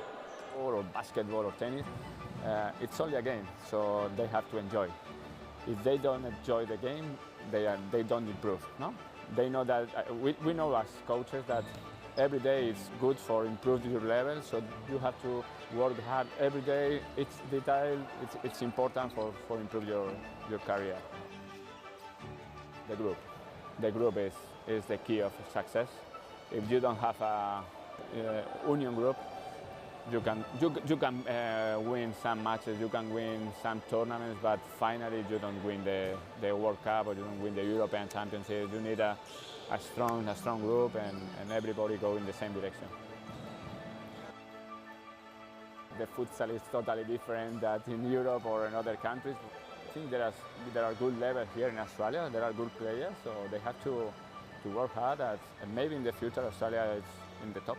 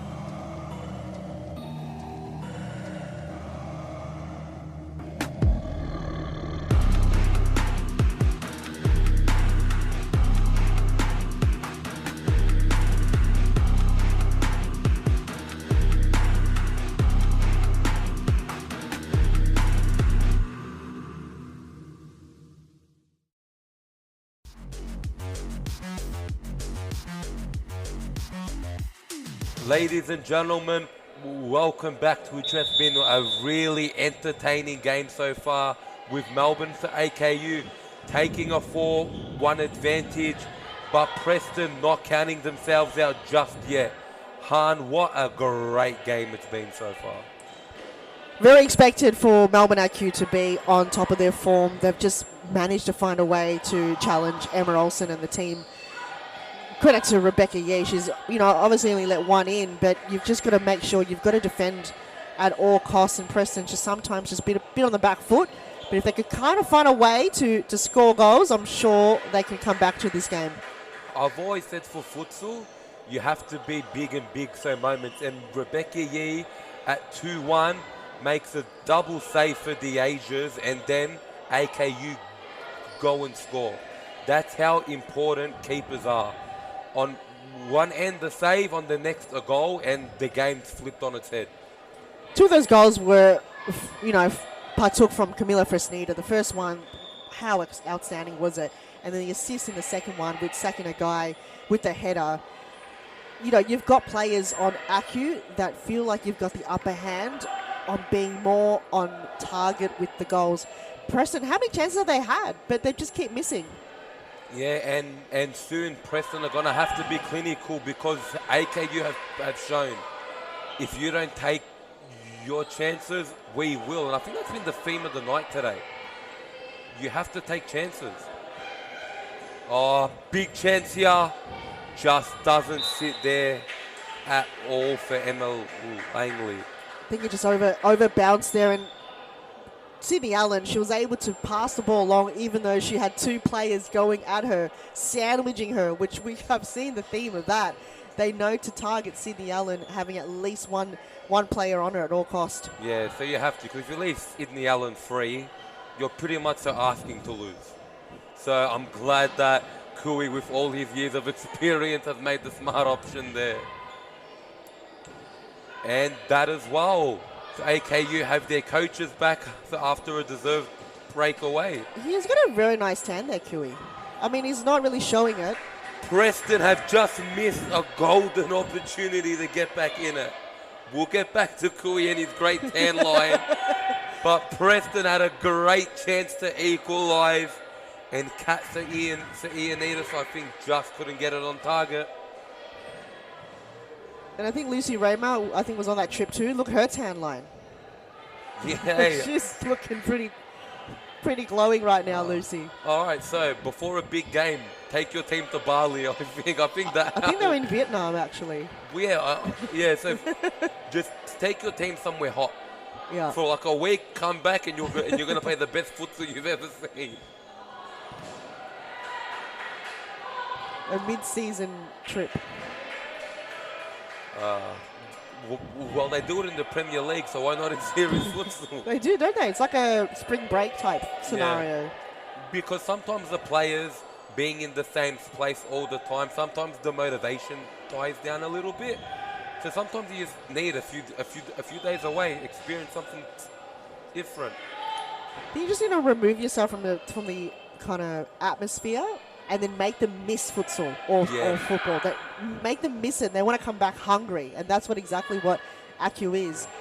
This could be one of the stepping stones in the title race for them.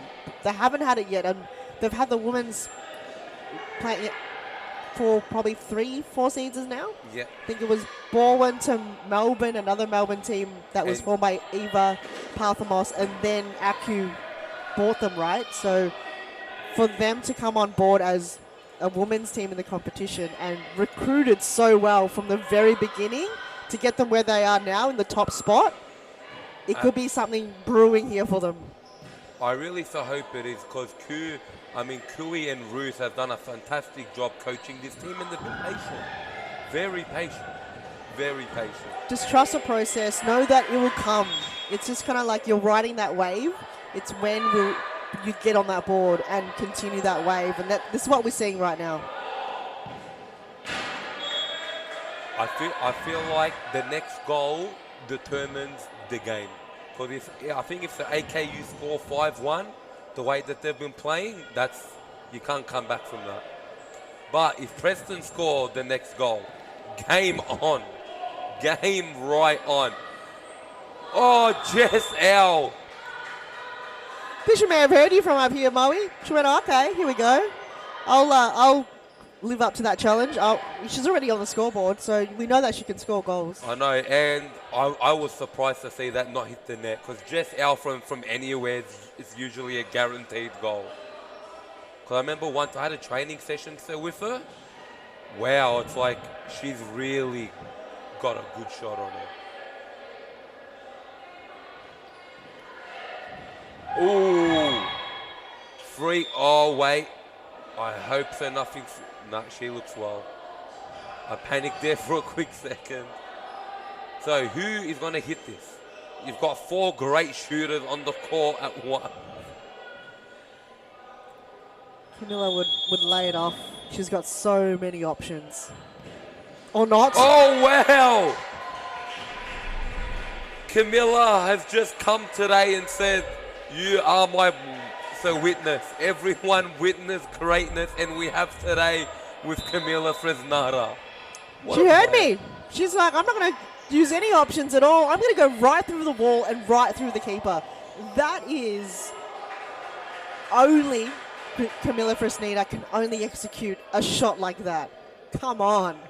I said at the start of the game, she's going to be very important, and she's proved it today. Wow. These players right now that have come on board in this round have stepped it up and brought their A game.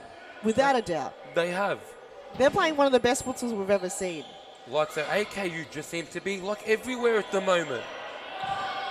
Look at that press and tell me a team that's going to play out of that. No one. So I feel like at 5-1, unless we see another miracle like so last week, it could already be curtain time. 16 minutes to go. We said that last week when it was a similar time, and then Eastern 1-0 called a timeout and it changed it around. Preston may need to think about that as well and think of a game plan and stop the momentum or think of something. Because what do you do to stop this? Because it's very hard. And this is coming from me in the league, like a manager. I don't even know what to do against this. They're just phenomenal at the moment. Oh, man. Mo, if you can't say it, then I don't even know if I can say it. I think the only way to beat them is... I'm trying to think. You just have to be physical. You can't let them play in the half court. I think you just have to press and hope that they make a mistake. Because the way they're playing now is just... Have a look at Camilla there. It's as easy as you like. Cool as a cucumber. She just let that happen. They just kind of let things unfold. And Francesca, they pressed at the right time and have gone bang. And what I was thinking was going to be game of the round could be completely turned on its head here with AKU making a look not easy but simple. And that was again Camilla Fresneda being in all that action from the side ball, and Melbourne AQ, they just have players everywhere ready for action, putting their hand up, going, give it to me, I'll create a chance, I'll score. Oh, and Emma Olsen there finally coming down to the party and making a save. She has not been at her brilliant best today, but you can't put the blame on her today. Her teammates have just given the ball away in very bad areas, and AKU have punished every single time. AKU just found a way to go through and dissect the defense of Preston. They weren't able to do that in the first probably 8 minutes of the game, where they kind of weren't able to find a way through. But now they know to find a little bit of open space and work around the defenders instead of and drawing them in. Francesca said, I know pressing players like for a laugh today. And but Emma Langley does score. Maybe AKU were a bit too confident there, Han, and maybe had a bit of a brain fade.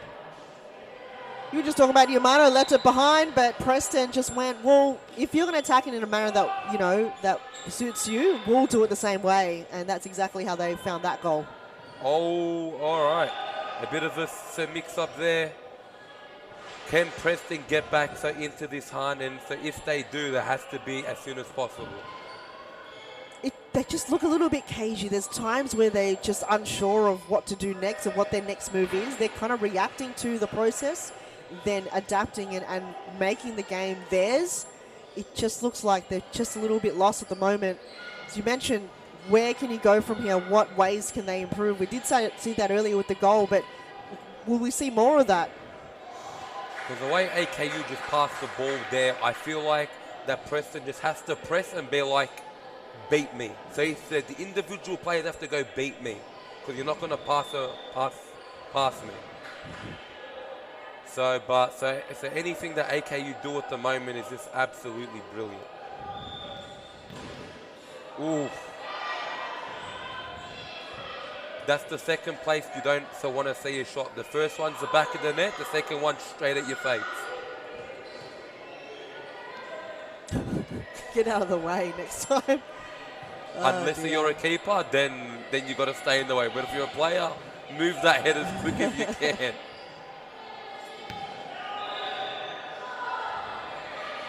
Oh, so with the score, there hasn't been a single timeout this game.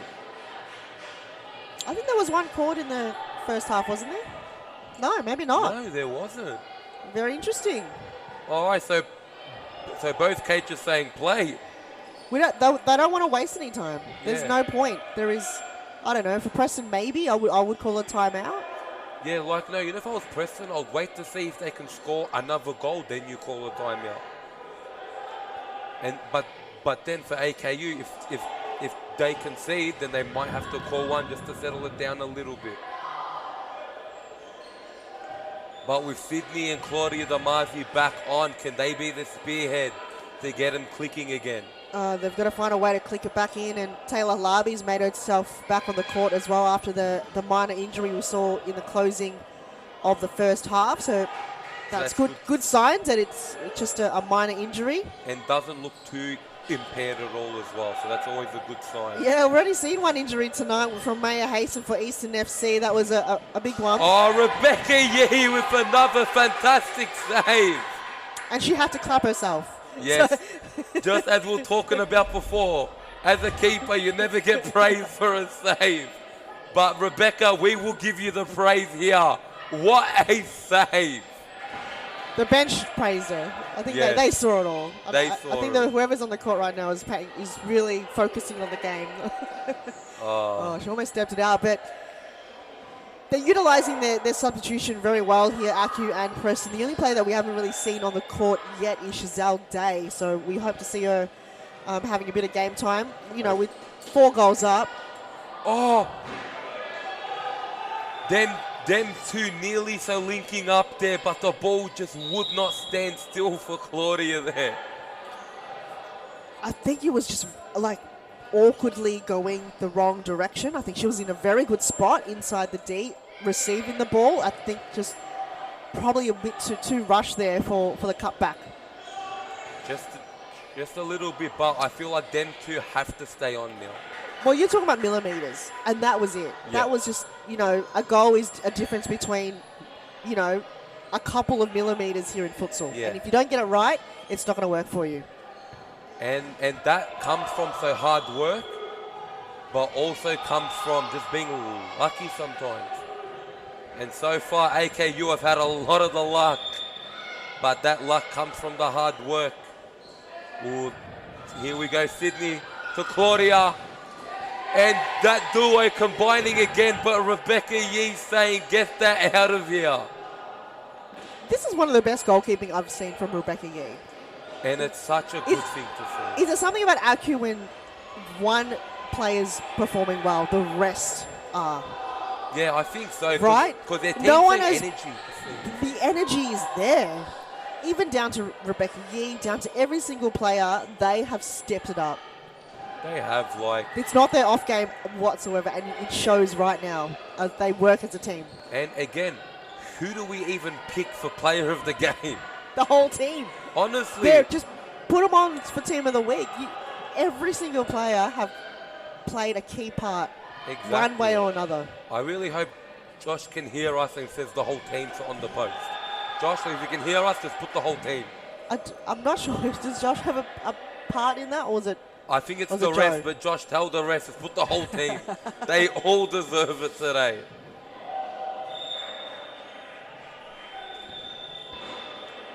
Wow. Well, 6-2 though, Moe. 6-2. I was not expecting it to be like this.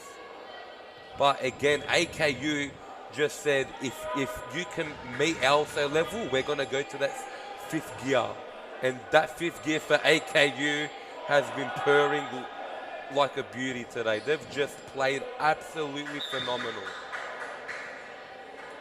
Well, they've proven themselves for the team to beat this season. Yeah, they have. Only so one team has done it. I'm not going to say who are. Surely, it's the first game of the season. That was the only defeat they've ever had since then. So since then, we haven't seen a loss. So when are you going to match up again against each other? We match up in 2 weeks. In 2 weeks. So that will be another test. I'm excited for that one. That one's going to be fireworks.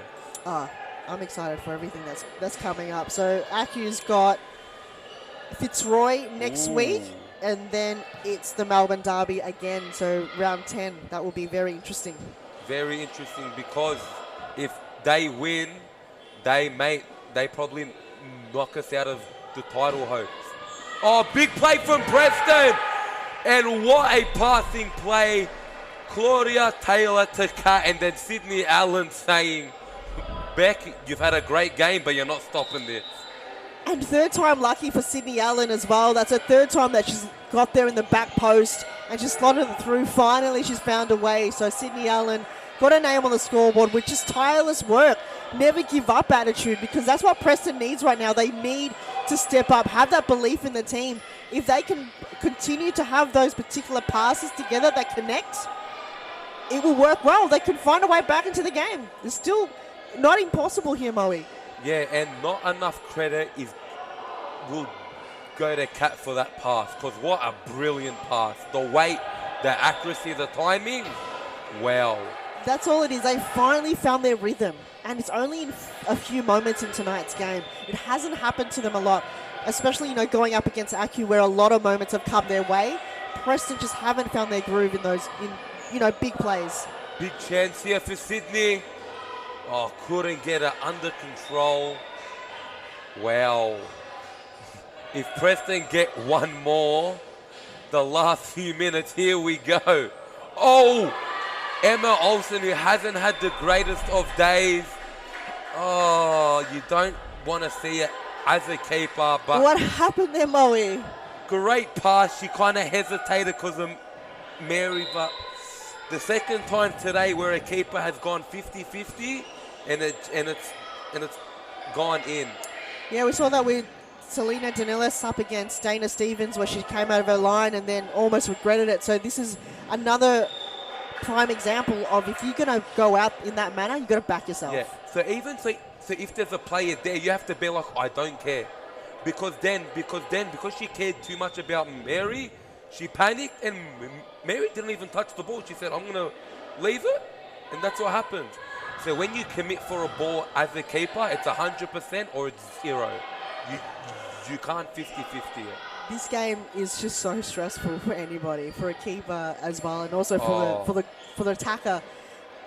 There's moments where I would have scored that goal for my team, but I didn't, and I've missed, or I didn't have that opportunity. Same for the keeper. So for Preston, it's stress levels for them, where Aku, it's just confidence, and they're just bringing that to every single player on the team right now. Yeah, the thing with Preston, every time they've done so well to get back into the game, they've let themselves down. Because yes, it's AKU on a tough game, but you're back into it. Back to square one now. Yeah. And the goal deficit, it's just getting bigger and bigger. Each time you let another goal in, it's going to get harder for you. Yeah, and especially now, they have to find 4 in 3 minutes. And that's very hard to do. So even for a team as brilliant as Preston, they just can't find the way. And I think QE heard me saying bring on Chazelle Day, which he did moments after I said that. So, if you're a few goals up, you've got to bring, a few players on board. You might want to keep a lot of the strong players on, but if you've got players that have been sitting on the bench, absolutely get them on board and get them a little bit of game time as well. Yeah, and the thing, and as I was saying before, so with AKU, I feel like I haven't said a particular person's name too much. It's been everyone. From the 4 players starting to the 4 players off the bench, and to Rebecca, who's had a brilliant game today, just so everyone's pulled their weight. A lot of possession throughout the game. That's the thing. You don't want, constantly going to Saki or to Jess. They've got to find different ways, and they've allowed a lot of players to utilise their role in the game. And that's what you mentioned. You don't hear a lot of the same players having possession of the ball. And that's also really, can Preston do something here? Give themselves a quick lifeline. But yeah, that's the thing with the AKU. They're just, Rebecca, a bit shaky there. I think she anticipated the grab, but then I think the ball was curling and spinning a bit too much. And luckily for her, she's got the height advantage to be able to just kind of veer that across the crossbar. And Sakai really aggressive defending there, but Kat somehow kept it. We've seen these two teams battle it out, right? They have a history together, Molly. Yeah. That we've known that there were times where they got a little bit aggressive and the tension was high last time they met each other, especially in the last season. Oh, Jess L, don't do it. Jess L, icing on the cake. It doesn't matter who she's playing for. The Matildas, our outdoor team, AKU. She is just brilliant to watch. Wow. She sets apart from everyone out there, and that's why, she's such a legend of the game. There are moves like that, herself and even Camilla Fresneda, a teammate, that no one else can do it better than her. No one else. You cannot have that passage of play like that, and only Jess Al can execute it. Yeah. No one else. No one else. She sets apart from anyone else in the competition. Oh, 100%. And the thing is, Jess, we all know, trains every day and very so regularly. And she's a surgeon as well. It's like how? That, and the commitment. Yeah, exactly. The commitment for, that extra training might not show so every game, but when you're in these high so level games, the amount of training she does, it shows. And that's my goal of the round. So far, that's my goal of the round. It's just the way that she kind of knows that, where to hit it and how to hit it and the run. Everything is so calculated in her mind. You've got someone that looks at it almost like a robot, just where can I go in it? To go into Jess Al's mind, it will just be, to be Jess Al for a day. Can you imagine? I would love to have Jess Al's just her feet point work of view. for a day. Yeah, just her point of view and see how she plays. Because I feel like I wouldn't be able to handle it. It'll be too much information. I'll be like, no, I don't want to borrow this. Jess, it's all yours. You can have it. You're going to overheat yourself. Pretty much. Oh, great save, Rebecca Yee again. Though, Alicia Aiki, one of the best headers in the competition. Well, when you're a lot taller than everyone else, you better be a good header of the ball. If you bring her and Alex Sinclair back in the competition playing together, I would love to see it. I would love to see just them two going up for a header at the same time. Oh, yeah. Terrifying. Header it to each other. The assist with the assist. Oh, it's a good save there from Emma. But yes, with 30 seconds to go, AKU have just played out of their skin today. Was a little bit of a slow start, I must admit, but once they got that ball rolling, those back-to-back goals set them off. Yeah. That was the pinpoint moment in the game when they went, you know what, we've done enough, we've warmed up, let's now showcase to everyone what we can do, and now they've maintained themselves on top of the ladder. Yeah, I feel like they just killed Preston's spirit. Those two quick goals, Preston just deflated, and they try to get back into it. But the thing is, you can't give a team like AKU any type of lead. Oh. Now they're all just getting into it. Now they're all involved. Oh, gee. 18 seconds to go, though. Why not bring every cat out of the hat. Oh, just a quick consolation there, and it's just not falling. So AKU, they will make themselves still on the top of the leaderboard momentarily, and Western United, if they win tonight, then they'll probably remain second on the ladder, and it's now between third, fourth, fifth, all on equal points right now. Wow, this is probably one of the closest ladder positionings we've ever seen. This is what we want, though, an entertaining season, because every team still has something to fight for. Still anyone's championship, Oh, you know. Definitely. Crazy things have happened, Han, as you know. Yes. Oh, wow. I wonder who they're going to bring up here. Probably the whole team. Why not? I would be happy for that. But Fitzroy and Western United is going to battle each other out in the next game. It's going to be very exciting here. But AKU 8, Preston 3. We hope to bring you a player of the match interview after this. I'm the illest violinist alive. I took the pain and I thrive, but look at me now. I used to crash.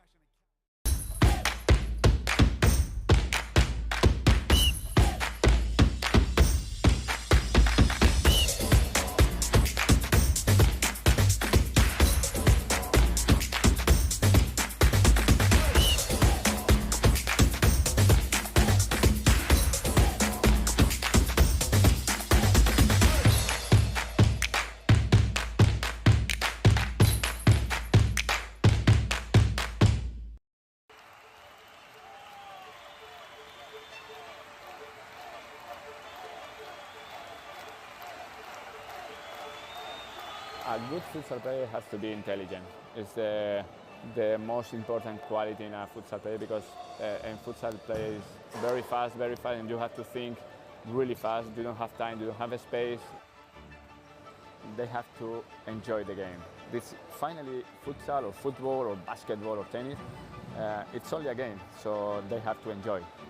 If they don't enjoy the game, they don't improve. No, they know that.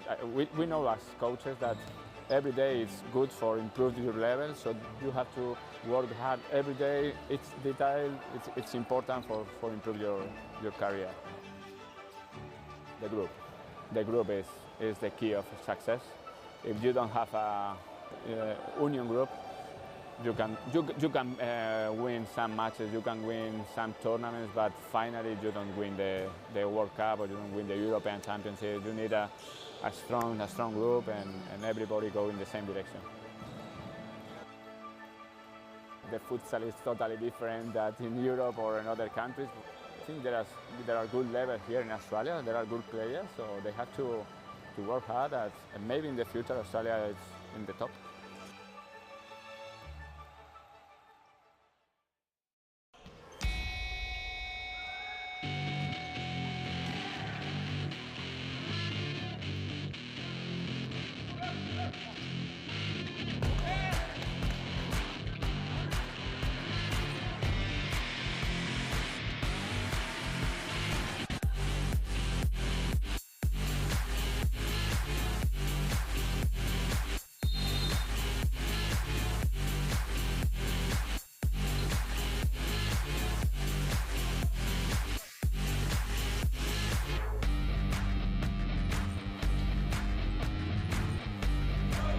Welcome everyone to the post-match interview. I'm here with Melbourne IQ, Camilla Fresneda. Congratulations, Camilla. Thank you, thank you. Is the first game back for this season, or I think your second game? The second game, yeah, I played 3 weeks ago, yeah. How is it to be back in a game against Preston with the lineup that you had tonight for Melbourne IQ? I'm not gonna lie, last night when they released the squad, I was like, yeah, let's do it. I was really excited, I had 2 weeks off. So, and playing against Preston, my old club is like, yeah, I want to do this. I want to have fun, basically, Fun indeed. Yeah, it was good. 2 goals and I think 2 or 3 assists. And your assists, we were talking about it in the game. It's pinpoint precision perfect. And you want to be one of the ones to receive the ball. How did that feel, almost rewarding, scoring the goals and also being partaking in the goals as well? Yeah, well, I enjoy the assists more than the goals sometimes. Because, it's just like, I feel like I don't want to sound arrogant, but it's a half a goal, it's just like, it is right there, just go for it. I don't know. It feels good. All right, Camilla, and quickly before you go, all right, so for someone so like you who's been a bit in and out, how do you come back in first game and just read the game amazingly? Like, you impressed me just by just everything that you did that game was amazing. How do you come back like after a big break and just be sharp from the go? I'm not gonna lie, you know, I had a couple of weeks off, just no soccer, no futsal.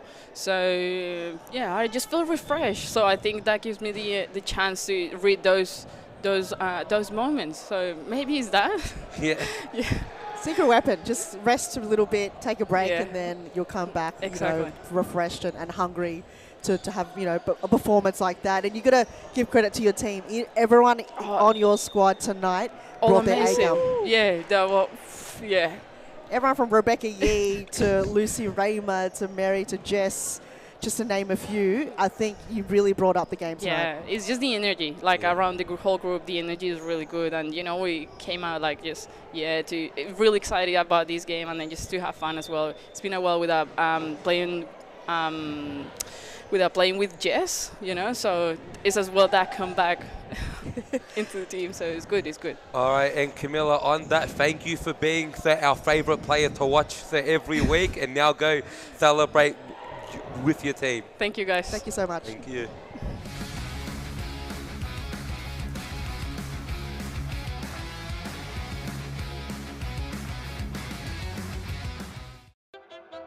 I grew up with low self-esteem. Was me and my mama, just us in the trauma. Hands up if you know what I mean. I see you, I feel you. I want you to know that you're not alone. I know what it's like not to have a home. Feel like I live in the end zone. I'm the one leading the drives. The crew riding round in a benzo. Red I'm in charge of my own fate. Left the excuses behind. Now I'm the illest violinist alive. I took the pain and I thrive, but look at me now.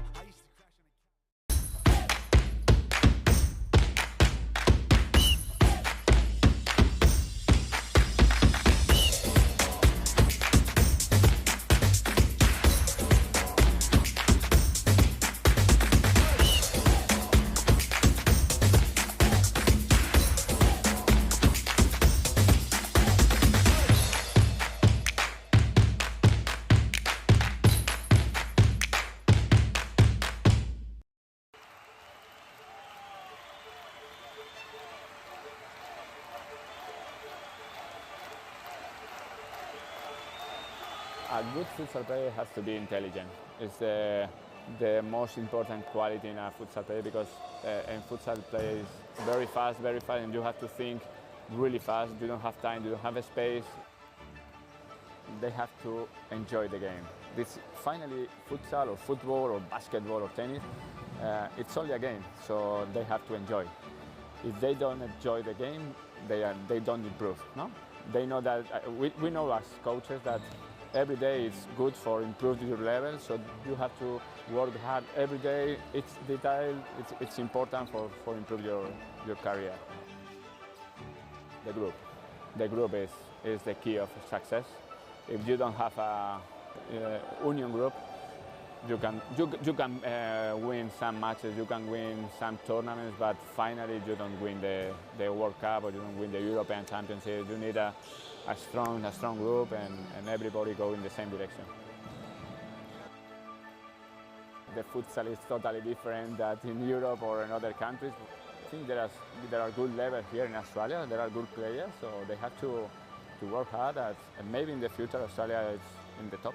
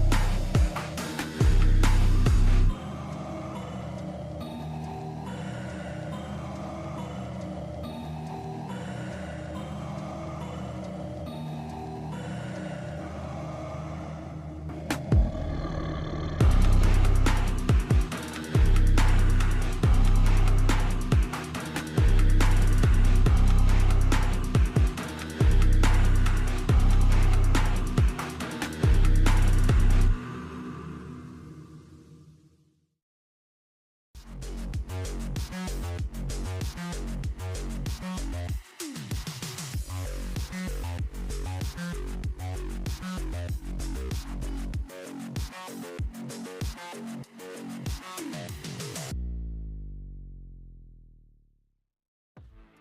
salam olahraga untuk seluruh pencinta futsal di Indonesia.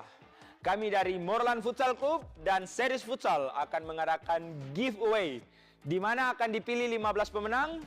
Masing-masing pemenang akan mendapatkan satu jersey original. Everyone, welcome back to a great night of Series Futsal and the main event of the night, the game that we've all been craving to see, frothing to see, the Fitzroy Tigers versus the force that has been Western United. What a game in store we have, even though Fitzroy don't have their usual outfit. As long as they've got Dharma and Liz, anything can happen. But this Western United team have been so strong this season. And joining me and taking over in a bit will be Han. Han, what a game there is in store. This round has been quite a bizarre one, but I can't wait to see what will unfold here, because we know how dominant Western United have been in this season. They've challenged everyone. I can't wait to see how they're going to go up against Fitzroy tonight. And how will they respond after a tough loss last week? This is when they have to prove that they want to be champions, bouncing back.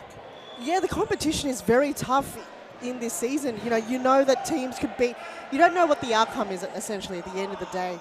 We've seen it time and time again with Western United, coming on top of their form and then obviously going down against Melbourne IQ have been so strong. So for them, I feel like they're going to bounce back from last week. They'll probably train really hard throughout the week and just focus on getting back on that winning streak that they had. And for your sake, I hope they are, guys. I would love to stay and chat, but I have to start preparing for the next game. So Best of luck, Moe. Thank you. Fingers crossed. Okay, thank you so much. Moe has just joined us here in the first two games, and if you missed it, go back and re-watch it. It was a very entertaining one. Northern Phoenix defeating Nil FC, 11 goals to 3. That was the opener of round 8. And the game before this one, Melbourne IQ brought in a star-studded lineup and worked well for them in their favour, defeating Preston 8 goals to 3. What a performance that was. And that would keep them on top of the ladder momentarily, as Western United looking to get back on winning terms, and Fitzroy also on the same page. They were defeated by Eastern 1-0 FC in last round, 5 goals to 8. So there were 5 goals at 5-1 at one point. And Eastern FC bounced back. Fitzroy, can they build a bridge and get over it and go and compete against Western United, who've been on form? As Moe Fatea mentioned earlier, they haven't had particularly their lineup that they've anticipated. They've got a few new recruits on board for this evening's game. I will try to bring you the player names for you. In the meantime, I will go down the lineup for Western United, the usual suspects. One being Layla Abdulatif, who opens up the scoring for tonight. What a cracker, finding the way into the back of the net. An outstanding player for you for Western United, have just been so phenomenal in her game, and that toe poke right into the right-hand side of Lizaire, or the left side of Lizaire, and to her right, have opened up the scoring for Western United in tonight's game.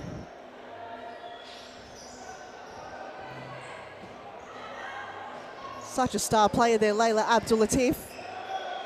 She looks to cut it back into the direction of Balkiswal Jaran as Lizaire takes a footy kick onto the direction of Lara Al Hayek.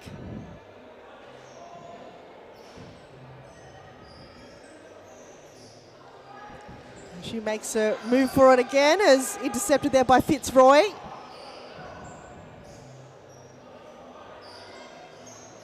They brought on a few returning players. Mary Spekopoulos, number 4 for Fitzroy this evening, and Dahlia Badra, number 24.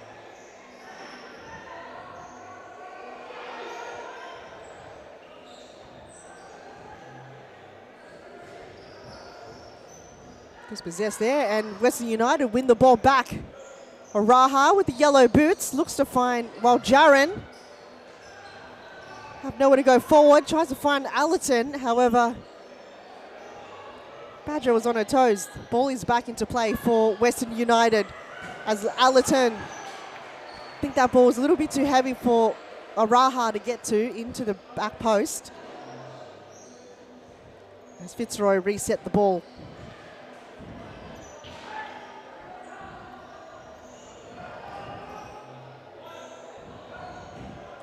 Western United currently sitting second place with 5 wins, 1 loss.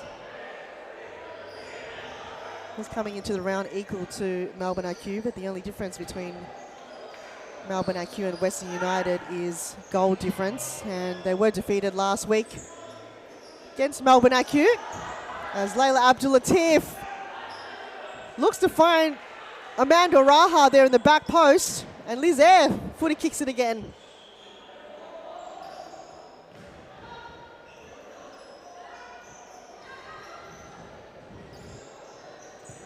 Western United building the play once more down the centre of the court. So Coppless, no, Georgie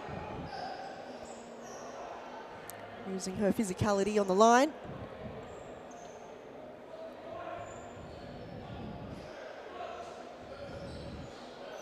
Natalia Badra have filled in on a few occasions for a few teams.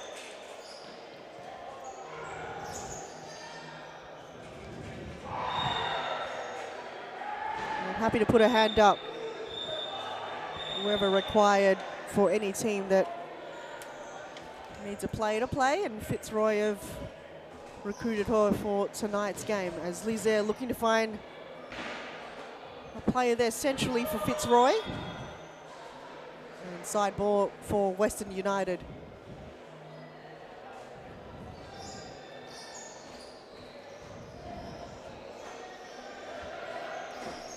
Round 8 action here, Wednesday evening futsal, wherever you're watching. If you're watching on YouTube, Facebook, or on the WeFroth app, thanks for tuning in.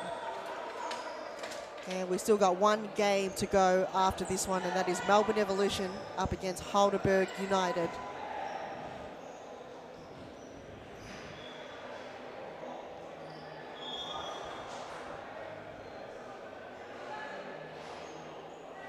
Side ball for Western United. Armando Raha, her non-preferred. Looks to find Wild Jaren, but a save there from Lizaire. She's going to footy kick it again towards the goal.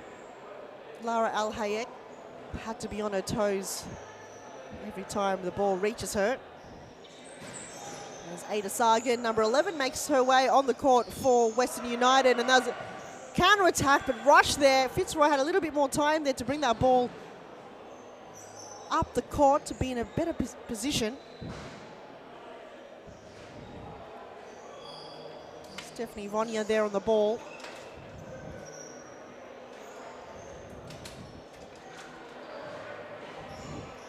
There's a Raha. Under pressure there by Vonia.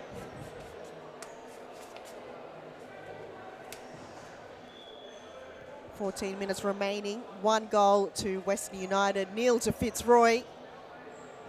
Still a very close game at the moment. Western United, we know, once they open up the floodgates, there's no turning back, but Fitzroy will hold it momentarily. Sargent strike goes wide, over the crossbar. Lizaire can't do the footy kick. Will go short to Dharma Georgie. She looks to find Ziggy Z, number 15, who's come on the court for Fitzroy. Vonya.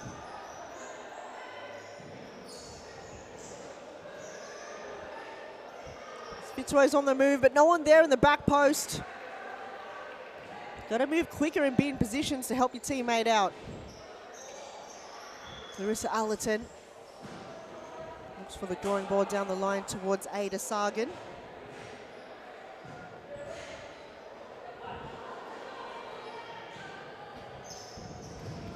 Layla Abdulatif on the volley. Not on target, however, right idea from Layla Abdulatif. So far the only goal scorer in this game. As Lizaire will reset the ball here for Fitzroy. Long ball.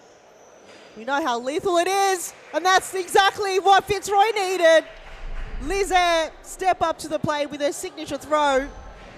The first one of tonight, and it's made its way into the back of the net.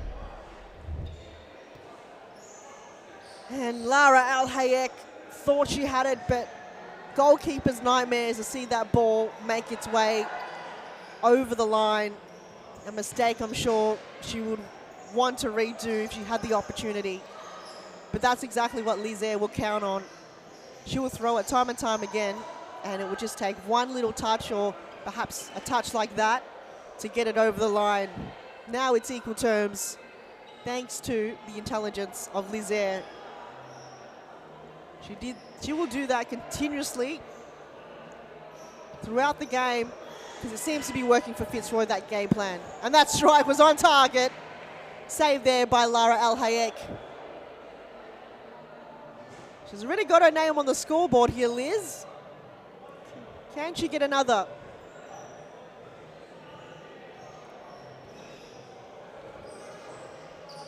Vonya couldn't bring it to ground. Z's there, but back to Lizaire, who strikes it again towards goal. Saved there by Al Hayek.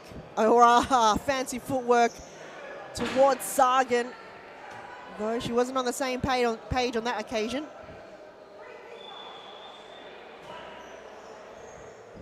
Long throw again, Lizaire. This time round, it was too much for her teammate to get to. Z comes off, on comes Badra for Fitzroy. Allerton back passes it to Abdulatif. Bit of risky move, but they maintain possession here. Raha is looking to find a goal also. Western United have called the timeout for tonight's game. Let's take a short break. 1 goal apiece here in Series Futsal Victoria.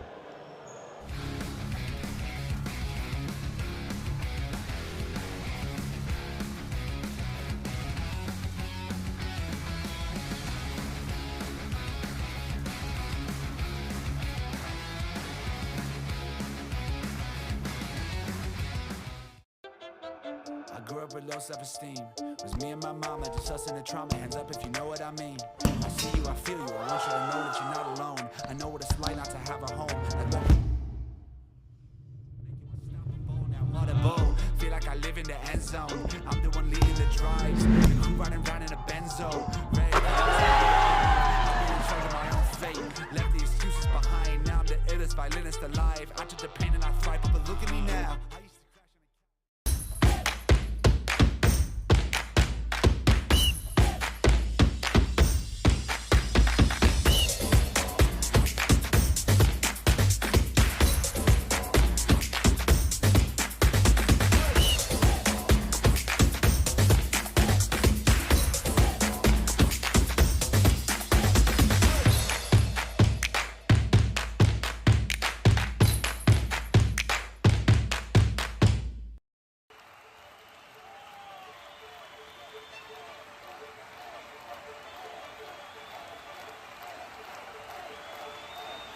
A good futsal player has to be intelligent. It's the most important quality in a futsal player, because in futsal player is very fast. 1 goal apiece here, the third game of round 8, Wednesday night futsal here in Thomastown, broadcasted live to you on YouTube and on Facebook, wherever you're watching. As Fitzroy get one back, they were trailing by 1 goal at one point, but Lizaire comes to save the day for Fitzroy and keeping them in the game with her signature long throws that are just so lethal, and we know how lethal they are, and results in a goal. Draws in a keeper mistake, and Western United got the lead taken away from them. And so far, they're just playing the possession game, building up the play. Allerton on the left side, back to Abdul Latif. Allerton straight into Spekopoulos, no, to Dharma Georgie, as Abdul Latif. A cannonball strike goes wide, but they find a way here. Long throw once again from Liz. Oh, very close encounter. Lara Al-Hayek almost lost her footing there. Western United back on the move. An elbow into Liz there from Sagan. Draws in the free kick. That was an elbow straight into the ribs. Liz looked straight into the referee and went, surely that's a foul. She might strike this from where she is. Ball goes wide towards Spekopoulos. Opts to go wide to Badra. Looks good here for Fitzroy. It's going to go back to Lizaire. And has to get rid of it. Hamilton can restart here for Western United. Sagan. Back to Allerton. Abdul Latif. Maintain possession as much as they can here, Western United, and build up the play.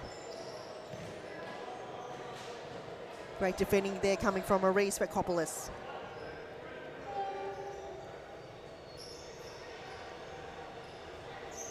As Rojarin looks to keep the possession into play, however, Fitzroy have won the side ball. Dharma Georgie to bring it in here on the right-hand side. Lizaire will come right out of her line.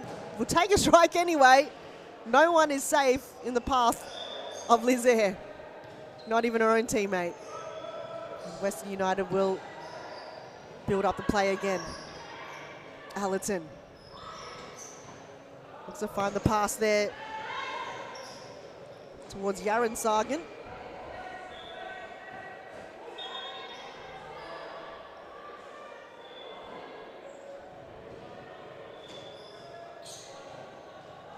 Allerton can go from anywhere and over the crossbar. Got the right idea there, Clarissa Allerton. That was textbook play from a side ball. Long throw from Lizaire. And Lara Al-Hayek punches it out of danger. Though corner kick for Fitzroy as Lizaire will line up to your vision. There she is. Ball didn't go to her direction. Dharma Georgie took it instead of doing a fakie. As Dharma Georgie, the captain of Fitzroy, have repped another fashion icon, which is wearing her captain's armband on her left ankle.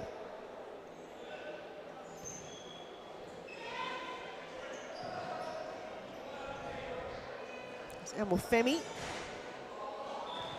Back to Sagan.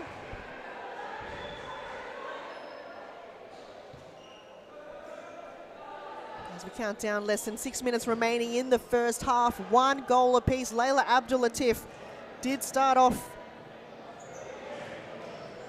the game scoring the first for Western United. And a save there from Lizaire. Had to go for the split saves and ask for a teammate, Dharma Georgie, to help her up.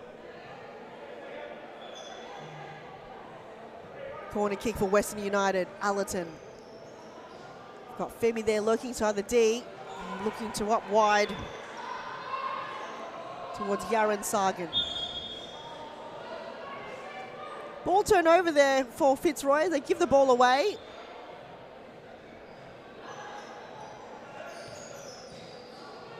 Allerton to Femi. Fitzroy setting up nicely. And Dharma Georgie win the ball back. And gets her team a free kick. Lizaire putting a hand up, but Dharma Georgie said, no, I've got it. Short to Lizaire, which could be the game plan. Back to Dharma Georgie. He's got a bit of open space, but the first touch wasn't great. And they're going to let the ball go out for a side ball for Fitzroy. Georgie to Lize. She'll line up again. Ball completely goes wide and she quickly apologizes as the ball makes its way through the change rooms. Lara Al-Hayek searching for it.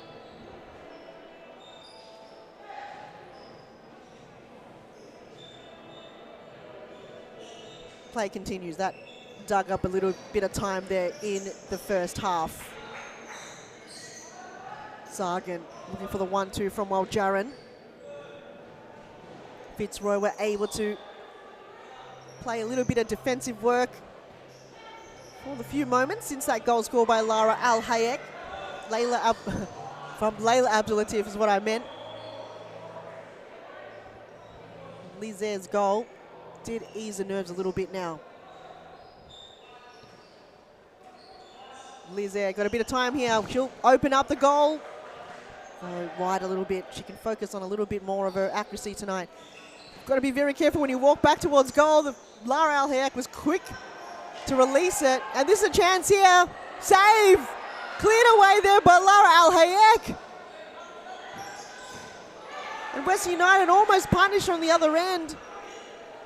That was a terrific touch there coming from the keeper for Western United, because it was a 2-on-1 situation. As Layla Abdulatif goes to the center of the court, gets dispossessed. This is another 2-on-1 situation, but missed opportunity again for Fitzroy. How are they not scoring from opportunities like that? Surely. Ziggy makes her way back on the court for Marie Spekopoulos. First game back, first game of the season. Lize collected that. Puts matters into her own hands as she goes for the footy kick. Curling. Too much mustard behind the ball. Waljaran lays it off to Oraha, under pressure. Vonya. What a game she's had so far. Abdulatif goes to Al-Hayek. Waljaran keeps it in possession here for Western United. Gobbled that up there by Lize. Good hands. Vonya looking for her teammate. But still defending the ball. Ball's still live. Abdulatif did the right thing to keep the ball in play for Western United. As Oraha stops momentarily to tie up a shoelace. Minute 20 to go. 1 goal apiece still. And the first half is coming to a near. Sagan couldn't keep it in. Z lays it off. And a free kick's been given to Fitzroy.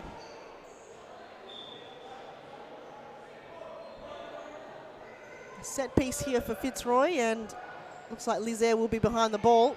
Can this be more accurate for Lize? Oraha putting her hand up in the wall. Low ball. Layla Abdulatif quickly on the move, while Waljaran and Fitzroy have tracked back as a team, and they flooded the defensive half. Abdulatif. Great defensive work coming from Vonya there for Fitzroy. She takes another strike, and it's cleared away there once again from Lize. Corner kick, Western United. Oraha opens up the game, and a big save from Lize. She's injured herself though, but she's got shots firing at her from every angle from Western United. Georgie holding it up. And eventually will be a keeper's ball, but there's no time left to bring that in. It's 1 goal apiece here. Round 8 action. We'll take a break. The second half will come right after this. Di mana akan dipilih 15 pemenang? Masing-masing pemenang akan mendapatkan 1 jersey original dari Moorland Futsal Club.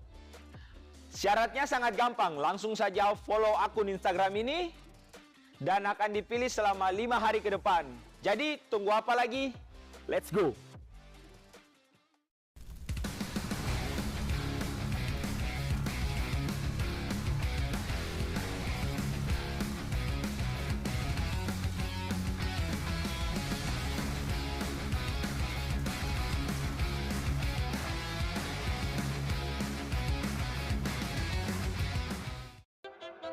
I grew up with low self-esteem. Was me and my mama, just us in the trauma. Hands up if you know what I mean. I see you, I feel you. I want you to know that you're not alone. I know what it's like not to have a home. Like what now audible. Feel like I live in the end zone. I'm the one leading the drives. The crew riding round in a benzo. Ready to I'll be in charge of my own fate. Left the excuses behind. Now I'm the illest violinist alive. I took the pain and I thrive. People look at me now.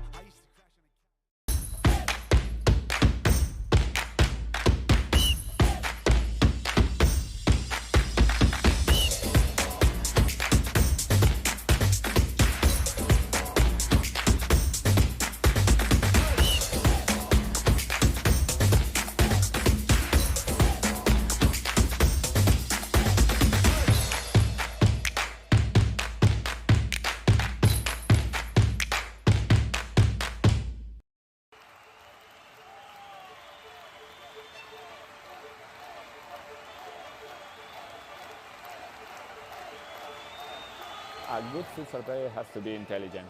It's the most important quality in a futsal player because in futsal play is very fast, and you have to think really fast. You don't have time, you don't have a space.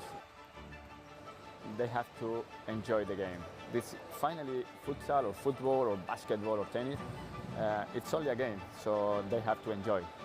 If they don't enjoy the game, they don't improve. No? They know that, we know as coaches that every day is good for improving your level, so you have to work hard every day. It's detail, it's important for improve your career. The group is the key of success. If you don't have a union group, you can win some matches, you can win some tournaments, but finally you don't win the World Cup or you don't win the European Championship. You need a strong group and everybody go in the same direction. The futsal is totally different than in Europe or in other countries. I think there are good. Well, Jaron kicking things off here in the second half. Western United up against Fitzroy. Still deadlocked at 1 goal apiece. The first one scored by Layla Abdulatif, and shortly after, Lizzie Fizzy 32 did one of the signature moves that she encounters, or that she would bring out of her cards in every single game, is a long throw that is absolutely so lethal. And since then, no goals have been scored. So it's still equal terms here in the second half. Game 3 of round 8. As a crowd is building up here for, I would say, this game for Western United. A few Western United fans. And an own goal! Fitzroy have found the back of the net, but on the opposite side of the court.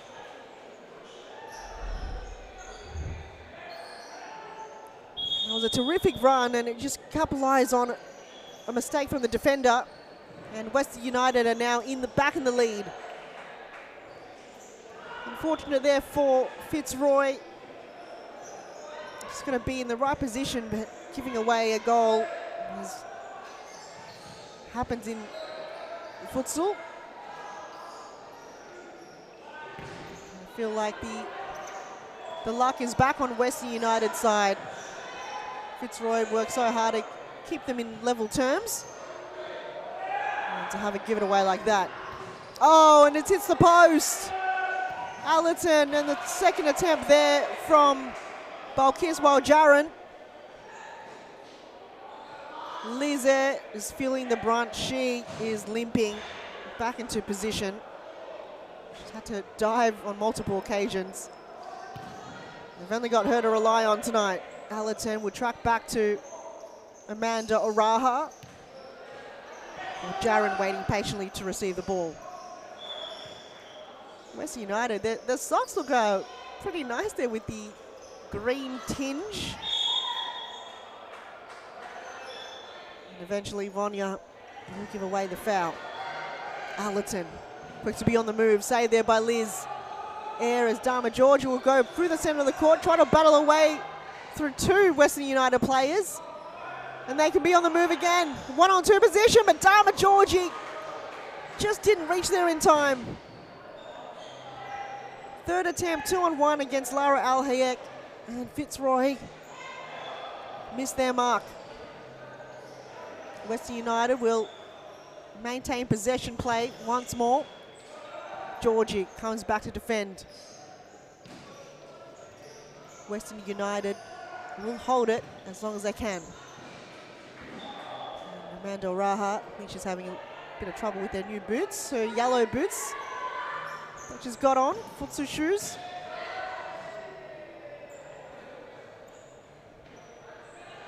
A lot of players doing a lot of futsal shoe shopping in this season. Did see a few Eastern FC players sporting new shoes. As Vanya will keep it in for Fitzroy. Here's Dharma Georgie.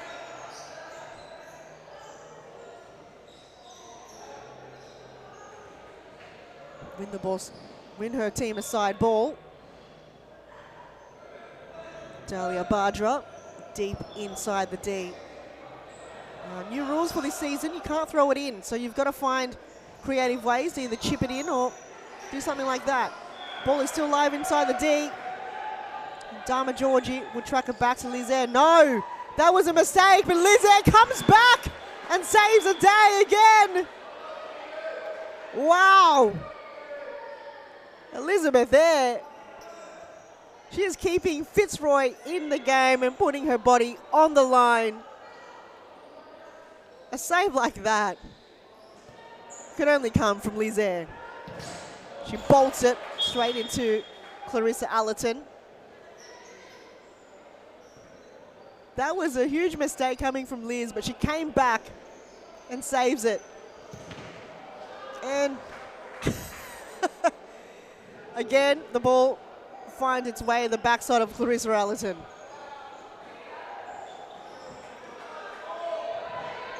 Fitzroy, not the usual players we normally see, so they're just adapting to the game and the style of Fitzroy, but we know the coaching staff, Jimmy Soufis, one of the best coaches to ever coach women's futsal here in Cirrus Futsal Victoria. We'll have a blueprint of the game plan of Fitzroy.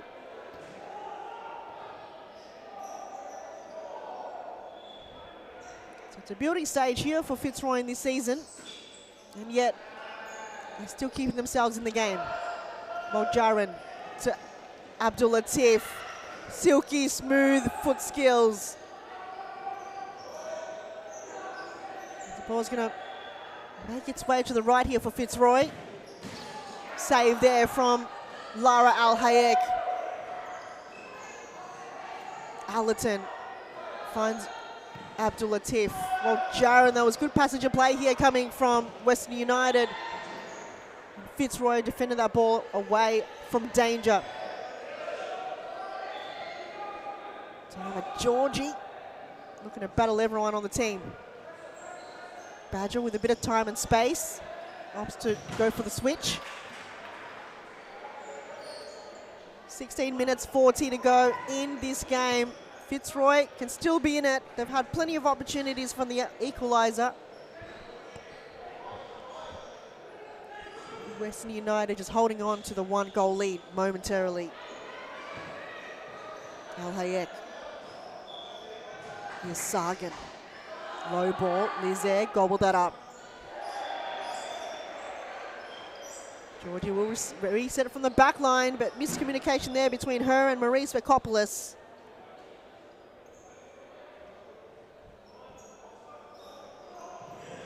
Western United.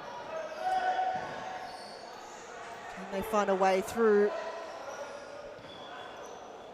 Quite a disciplined Fitzroy defence. They've tracked back as a team here, Fitzroy. Got one loose player up forward, which is Marie Svekopoulos. Playing the target role. Oh, she's being challenged there. Allerton Made that look so easy.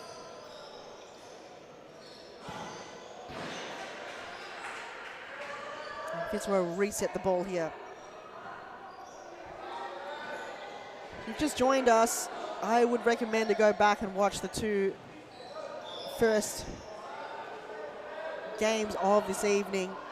Northern Phoenix were up against Eastern FC, and that was 11-3. Melbourne AQ came in with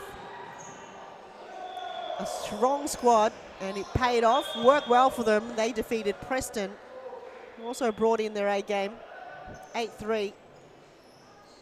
This game is unfolding as we speak now, and the final game of round 8 will commence at 10 p.m. this evening, and that will be Melbourne Evolution against Halberg United, as Carlton Hart take a bye this round.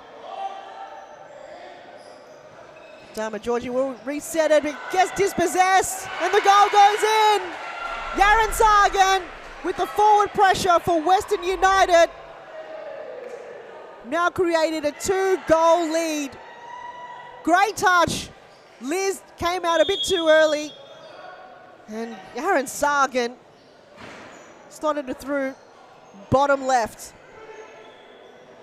3-1, and Western United will open it up here if they can. That was what you would call forward pressure at its finest. Fans are loving it here, and they almost go at it again. Cleared away there by Svetkopoulos. Oh no, Georgie, sorry. Getting those two confused tonight. Svetkopoulos under pressure from two Western United players. And Fitzroy will bring in the side ball on the right side of the quarters. Liz Airlines up. Long way from home though. 13:30 remaining in this game, and Western United found themselves a 2-goal buffer. Foul there. Free kick given to Clarissa Allerton. Bit of a 1-2 between her and Layla Abdul-Latif. Under pressure. Has to get rid of it. Back to Allerton.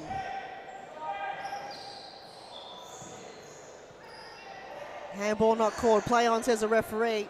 Fitzroy will reset it from the down back, but eventually a wasted ball just to get rid of it.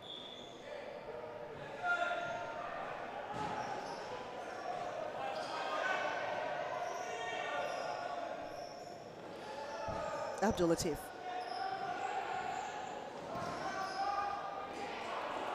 As the turnover is created here, Fitzroy. Better movement. It will eventually go wide at Dharma Georgie. She gets shoved there from Sargan. I think she's hurt herself in the process as well. Don't think she anticipated the bump to go in that manner. Could be an injury caused here. We did see Dharma Georgie did come from injury. Don't feel like the physicality is that necessary in a game like this, where it's been quite technical. Lizette. Oh, what a rocket that was. Lara Al-Hayek will footy kick, and it hits the post. Wow. Everyone was holding their breath. You knew she took that opportunity. Liz is running back for dear life in the footy kick. This is where everyone was edging to see if that was going to go in, and it's hit the post in the last moment.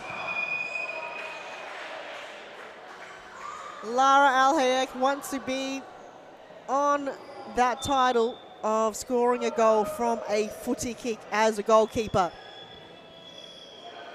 So far in this season, it's only been Aisha Attic for Melbourne AQ. No one else has really come close to that. Georgie lines up, but though goes to the left.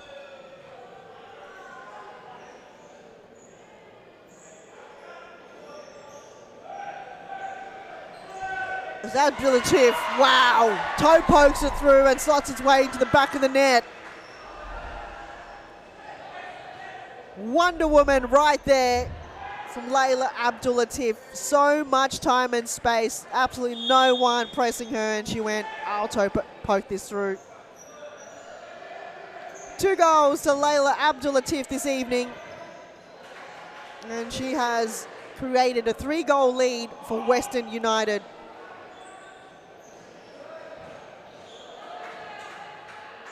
They've opened up the floodgates with 10 minutes remaining in the game. Fitzroy have not scored in this half. And again, Lizaire will time those throws as much as they can. Jimmy Sufers has seen enough. He's called a timeout. We'll take a short break. It's Western United 4, Fitzroy 1.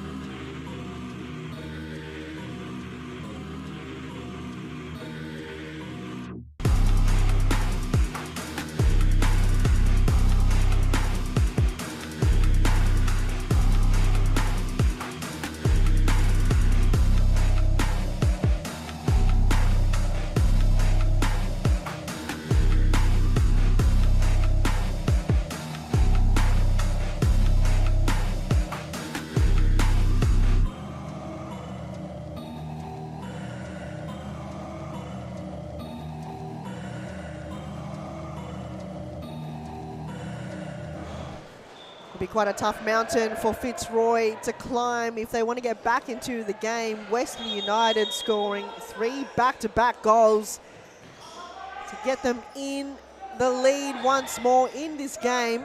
Even Lara Al-Hayek wanted to join the party, though the post got in her way. And so far, it's been a one-way train, and that's from Western United, dominating in a lot of this game with a lot of their passing movement, which works so well for them. It's at times been almost near impossible to regain possession from them. They worked so well as a team to maneuver the ball up and down the court.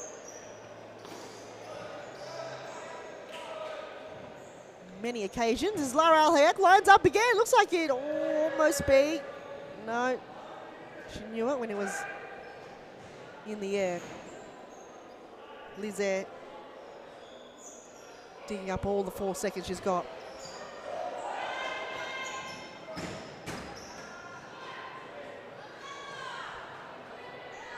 Western United still putting up a game face. It's not over yet, even though they're up 3 goals. We know what futsal is like. It could easily turn around. So you miss a beat in any way and put your foot off the gas just a moment, the other team will punish you. Or Jaron.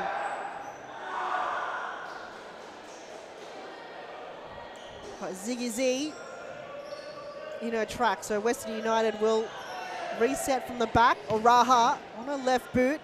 Her teammate got in the way. And it will be a side ball for Fitzroy on the far end of the court, right in front of the stands.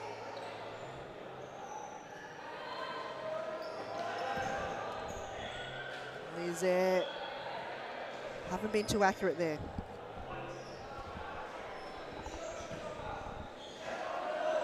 Well, Jaron. Looks like Femi got pushed in the back. Lost her footing, but still maintains possession here for Western United. No, runs out of room. 7 minutes to go, 4-1. Western United call, I don't know if Fitzroy called the last time out, my mistake. Georgie will move up the boundary. Eventually under too much pressure from Femi. Side ball. And we've got a player drawing in to receive the ball, but she's going to go for it anyway. Quick release. Well, Jaron, though Fitzroy have come back with defenders. Fitzroy with the direction from Jimmy Sufis. No, there's always a player tracking back at all times.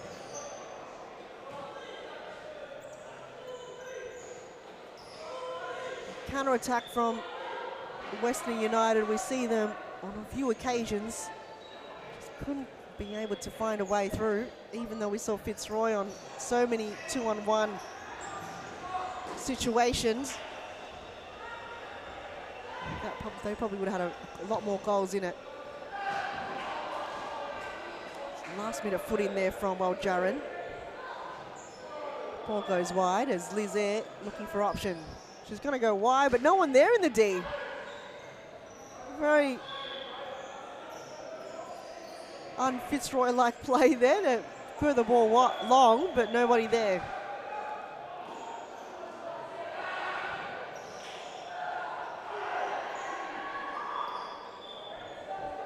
Spekopoulos just battling her way out. She does maintain possession here for Fitzroy. Back to Spekopoulos.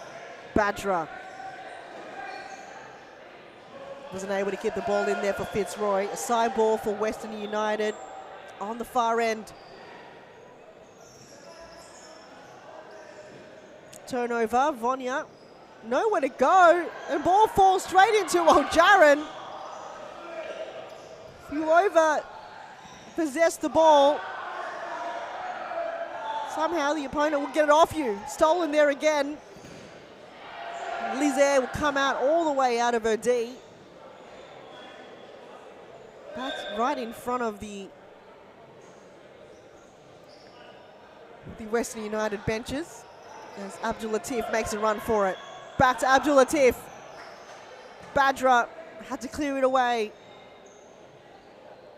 And it makes its way, the ball, back into the Western United bench. Al Hayek finds Abdul Latif. Allerton. Back to Abdul Latif. Here's Araha.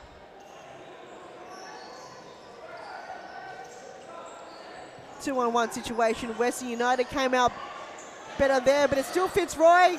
Stolen away as Allerton will be on the move. Finds a very open Jaron, and Araha finishes it off.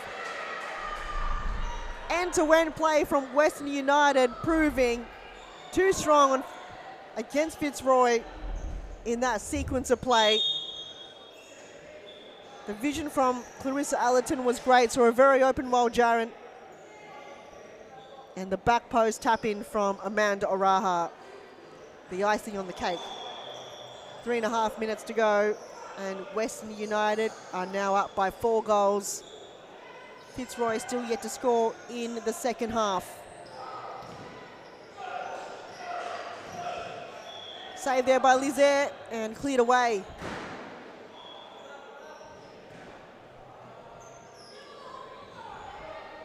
Western United having one of their strongest performances we've ever seen in this season. Only dropping 1 game, and that was against Melbourne Acu last round.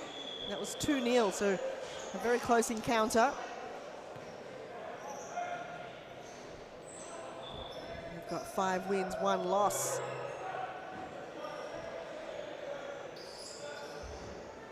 They'll be up against Northern Phoenix in next round's match. Then Carlton Hart. And then Halberg United. Allerton saved there in the near post by Lizaire. She comes right out of her box. Still going, Lizaire, still going.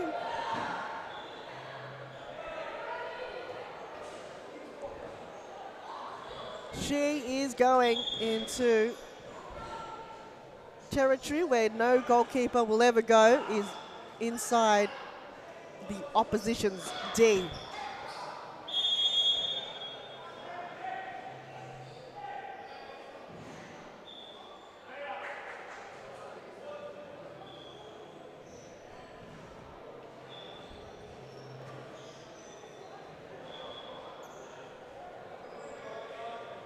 Free kick given to Western United. Abdul Latif will go to her right to Allerton.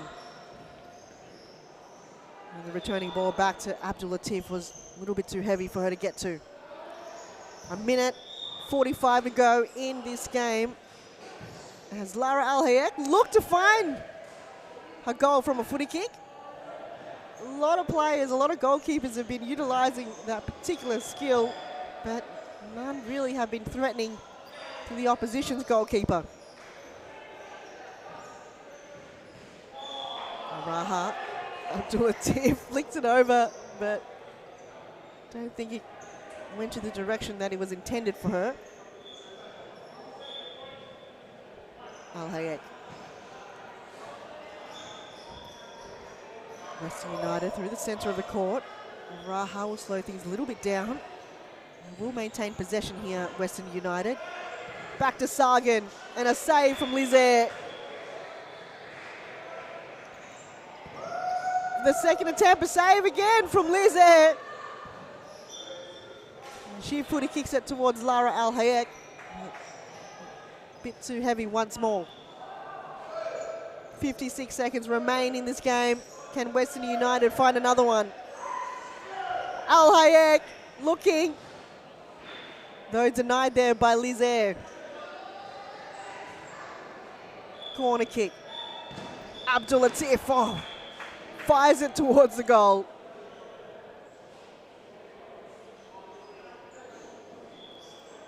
.45 seconds to go. Can Fitzroy find another? Can they find a goal in this half? Z gets dispossessed by Allerton, and a split save from Elizabeth there.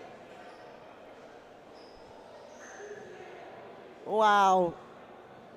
The amount of saves Liz has done this evening. Keeping Fitzroy absolutely in the game right now. Though her teammates have to score goals to win it. She can't save them all.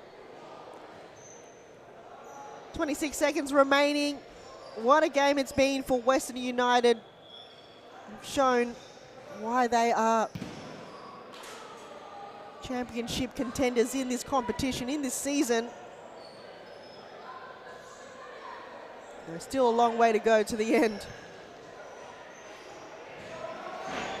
27 rounds to go. Well, there's 27 rounds in total, so a few more to go. Bit of a chaotic play there in the final moments of this game. It's Fitzroy will be up against Melbourne IQ in the next round, and then Northern Phoenix. Thank you for joining us here, and don't forget, still one more game to go to close up round 8. It is Melbourne Evolution up against Halberg United, but this game, Western United, what a performance they've had up against Fitzroy, scoring 5 goals to 1. We hope to bring you a player of the match interview after this short break.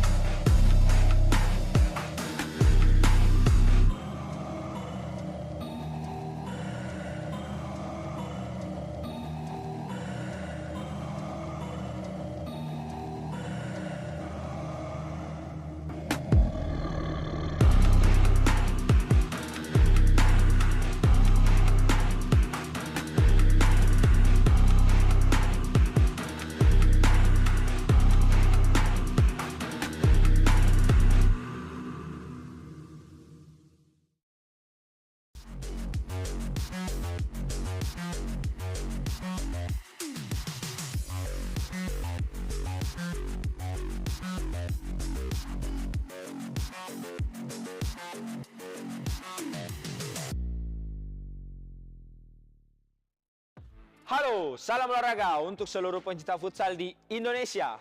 Kami dari Morlan Futsal Club dan Series Futsal akan mengadakan giveaway di mana akan dipilih 15 pemenang. Masing-masing pemenang akan mendapatkan 1 jersey original dari Moreland Futsal Club. Syaratnya sangat gampang, langsung saja follow akun Instagram ini dan akan dipilih selama 5 hari ke depan. Jadi tunggu apa lagi? Let's go!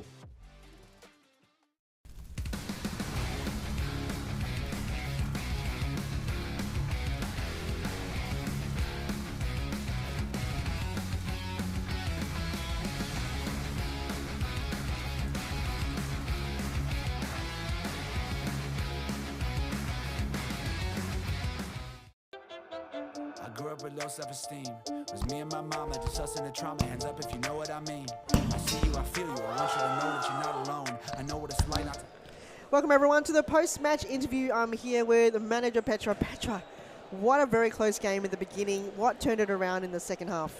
Look, I think we went into this game, our intensity was a lot lower than it usually is. Second half we had a good chat talking about let's start over like it's first half all over again and let's play how we usually play, and girls picked the game up, turned it around, so good on them showing that maturity off the pitch and on the pitch to get the result we got in the end. Now the passing is so fluid in this game. Is it more what your game plan is going forward? Is just building up the play, maintaining possession and then execute it in the final third where possible? Oh, look, definitely. I think if, you know, watch most of our games as we've played the past few weeks, you can see the rotation and movement is, you know, something that we really work on as a team, and we've got it pretty down pat. There's still a lot to learn. Going to a lot of these games, we look to move the ball around and lots of movement off the ball and create something. So it's definitely a part of the game plan.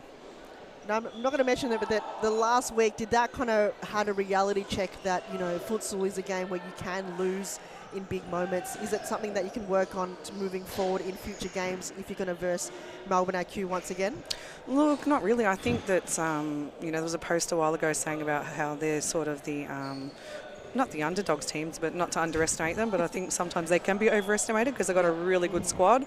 Yeah. Looking at their lineup, you know, they should be beating teams every week or thrashing teams. So 2-0 last week, which I think were robbed with a couple of decisions, to be honest. I think watching back the game, the girls, you know, gave it everything. We've not gone into this competition at all saying that we're going to win it. You know, we're still a work in progress, but we're really happy with the position that we're in at the moment because the girls are earning it and, you know, playing well, they're performing. So coming up against those big teams, we just have to have a little bit more belief and confidence, and it's just going to come with experience. The belief is there, and you saw that in the final moments of the game. Even Lara Al-Hayek was opening up to the game. You see that when they enjoy the game, that they really open up the scoring and even with the belief in each other. Our girls have a great chemistry, you know, friends off the field, friends on the field. You know, it's got them through so many matches. It's nice to see they're still excited to score goals. That's, you know, that's a rarity sometimes when you hit a certain age. It just, you know, becomes the common. But yeah, the girls are still excited with each other and celebrate, and, you know, they just enjoy playing, and that's the best thing to see. They're talented, they can move, and they enjoy it. We enjoy watching you as well. Thank you very much. Thank you so much for your time. All the best for the remainder of the season. Thank you, Han. I appreciate it. Thank you so much. Bye.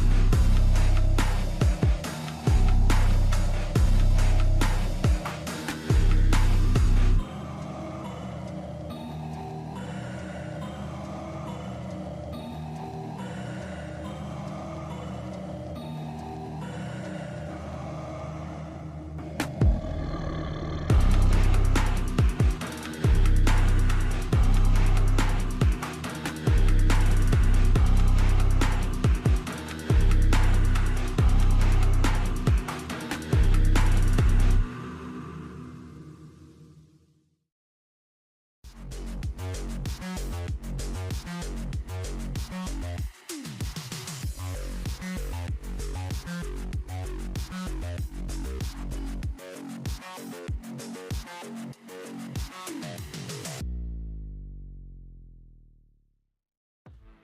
salam olahraga untuk seluruh pencinta futsal di Indonesia. Kami dari Morlan Futsal Club dan Series Futsal akan mengadakan giveaway di mana akan dipilih 15 pemenang.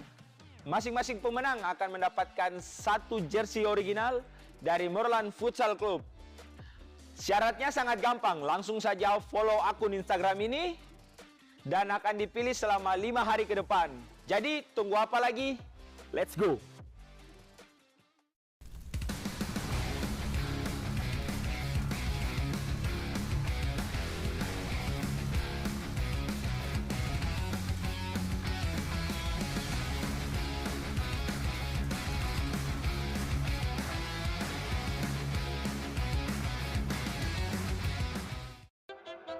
I grew up with low self-esteem. It was me and my mama, just us in the trauma. Hands up if you know what I mean. I see you, I feel you. I want you to know that you're not alone. I know what it's like not to have a home. Feel like I live in the end zone. I'm the one leading the drives. The crew riding round in a benzo. Red I've been in charge of my own fate. Left the excuses behind. Now I'm the illest violinist alive. I took the pain and I thrive, but look at me now.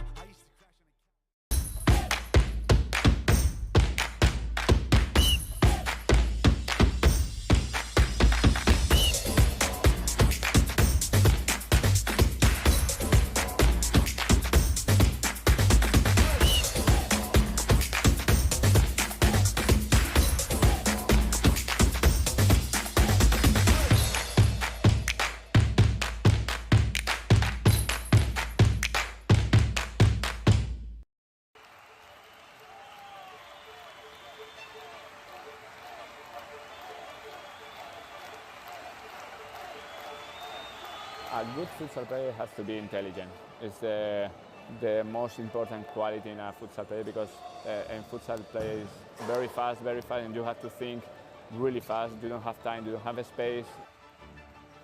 They have to enjoy the game. This finally, futsal or football or basketball or tennis, it's only a game, so they have to enjoy.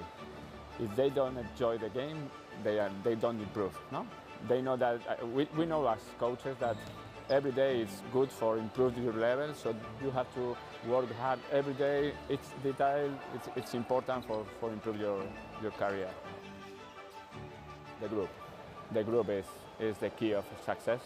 If you don't have a union group, you can win some matches, you can win some tournaments, but finally you don't win the World Cup or you don't win the European Championship. You need a strong group and everybody go in the same direction. The futsal is totally different than in Europe or in other countries. I think there are good levels here in Australia. There are good players, so they have to work hard. And maybe in the future Australia is in the top.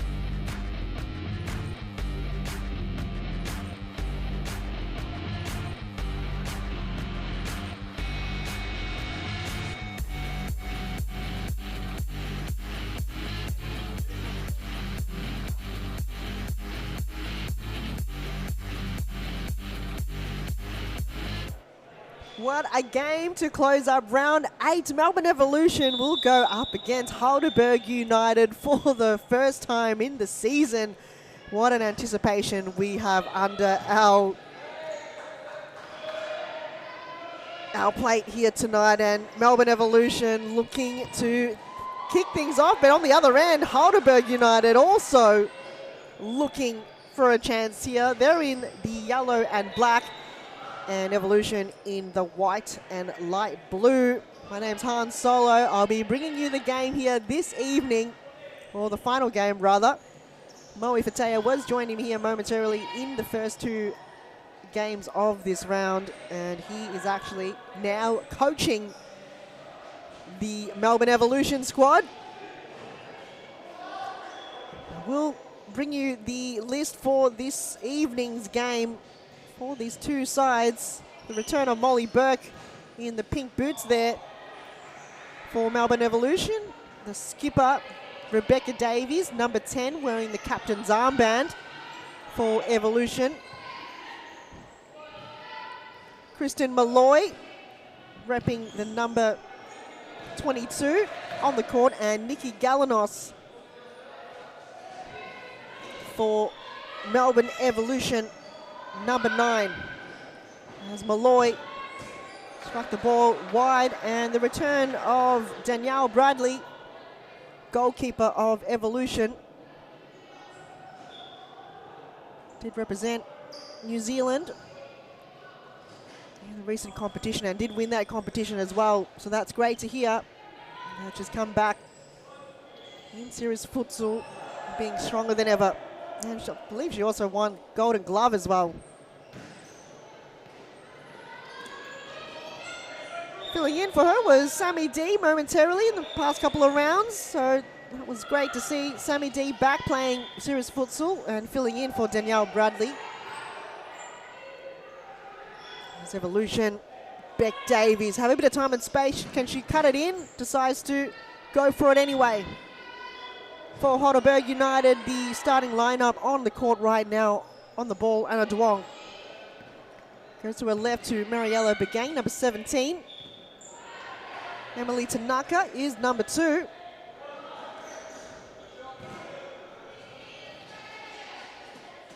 And number 36, Maddie Campbell.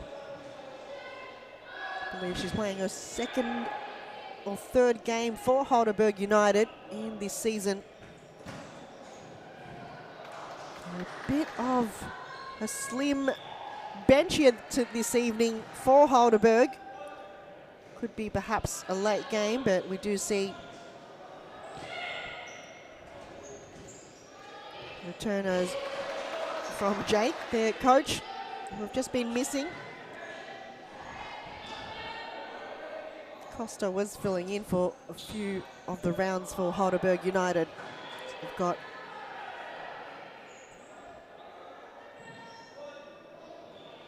their main coach, Jake Basenyi, back on for Halberg United.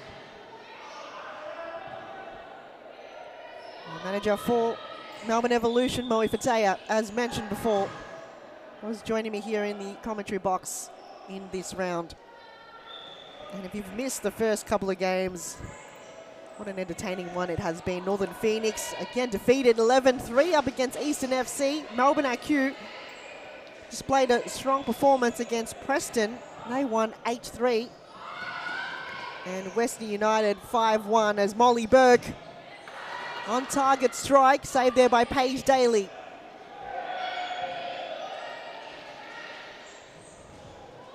Malloy. How's that gone in? Paige Daly. What just happened? She just had a brain fade. Just saw that ball curled in. And Evolution are up by 1. Early stages of this game. An error there by Paige Daly. Not entirely sure what exactly happened in that moment. But she didn't even go for the save whatsoever. Caught ball watching. And Melbourne Evolution capitalised on the mistake from the keeper. And they've got themselves in the lead. Can Halberg United come back?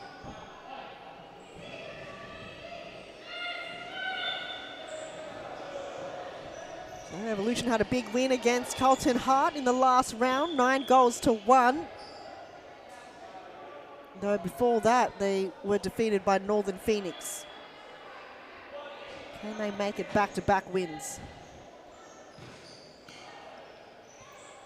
They currently sit 6th on the ladder with 3 wins and 3 losses, where Halberg United sitting just below them, 7th on the ladder with 3 wins and 4 losses. So if Halberg United win tonight, they will move up and take the 6th spot from Melbourne Evolution. Davies gets dispossessed there by Campbell. And a strike from Mariella Begang. Right idea, and the counter-attack was on point for Halberg United. However, a lot of players tonight missing the mark. Malloy gets tripped, but she's going to strike it anyway. Gobbled there up by Paige Daly. Quick release to Duong, to Naka. Back to Duong. And Mariella Begang draws in a side ball on the far end of the court for Halberg. 16.5 minutes remaining in the first half. Duong looks to lay it back to Begang, but don't believe she was on the same page. And Evolution looking to reset it. So the round of the returning players, we did see a few come back. Preston, believe, brought in Alicia Ike, Emma Langley. Was cleared away momentarily. Emily Tanaka. Don't know if she was going for the goal or looking for the back post towards Maddie Campbell. For Melbourne IQ, looks like they brought Francesca Iamano back for the squad, and Camilla Fresneda.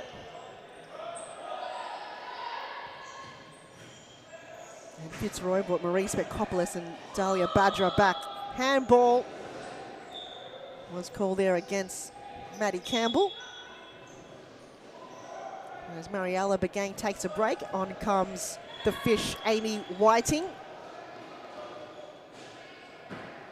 Halberg United only have the 1 substitute for this evening. Now I do see Amina Sharefi on my list, so don't know if she's a late addition perhaps, or a late out.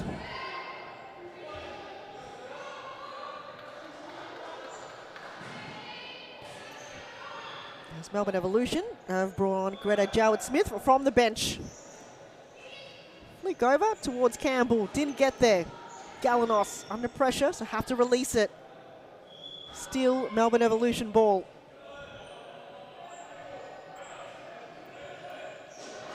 Burke looks to lay it off towards Greta Jowett-Smith. No, they weren't on the same page. Halberg missing key players like Katrina Salakidis and Izzy Chinkota.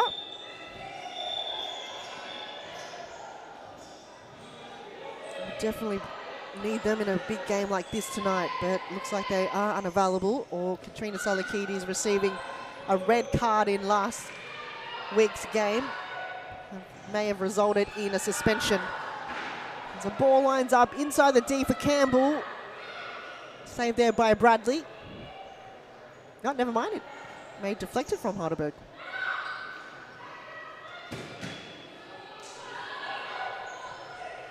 As Halberg was a very close encounter in last week's match against Preston. From end to end to the final whistle play, and it was a stressful one for Halberg as they were leading with 1.5 minutes to go, and Preston's Taylor Halabi went and upset the party and eventually went into a penalty shootout, which Amy Whiting scored and Paige Daly saved. Will it result into a penalty shootout this evening? We will see. It's still quite a close encounter as Amy Whiting on target low ball. Saved there by Bradley. Galanos finds Molly Burke. It's going to go back to the captain. They look to reset the ball. Malloy to Davies. Opts to go long towards Galanos. The ball a bit too heavy for her to control.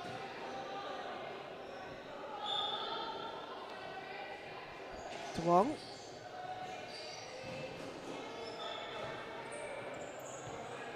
Whiting gives the ball away to Malloy. Intercepted here. Burke. Near post save there by Paige Daly.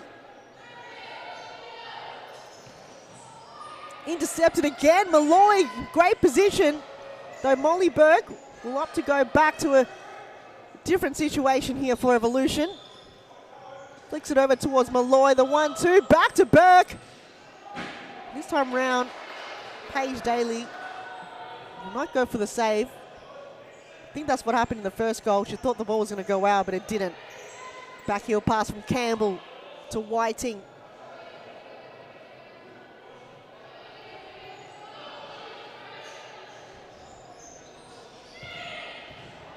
And Amy Whiting has been quite consistent in goal scoring in every game. Will she find the back of the net this evening?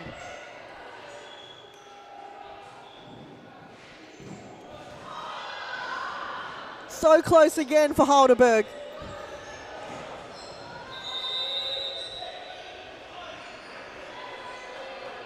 Though a timeout's been called by Melbourne Evolution. They're up by 1 goal. We'll take a short break. Plenty of action to come right after this.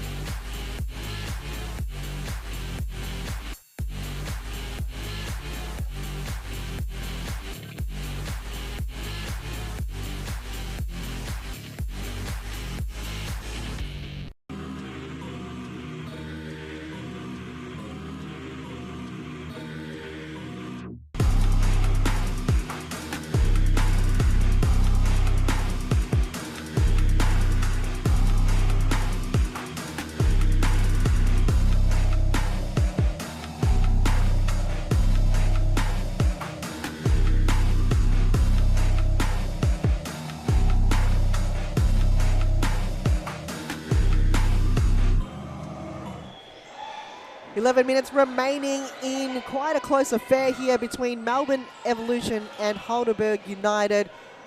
Kristen Malloy took her chances and drew first blood here in tonight's game, but since then both teams are still haven't found the back of the net. Halberg United have absolutely been banging on the door, but haven't been banging strong or hard enough to get that door open. Amy Whiting might be able to upset the party. No. Know that she can score from that kind of situation. But not a lot of players this evening being on target.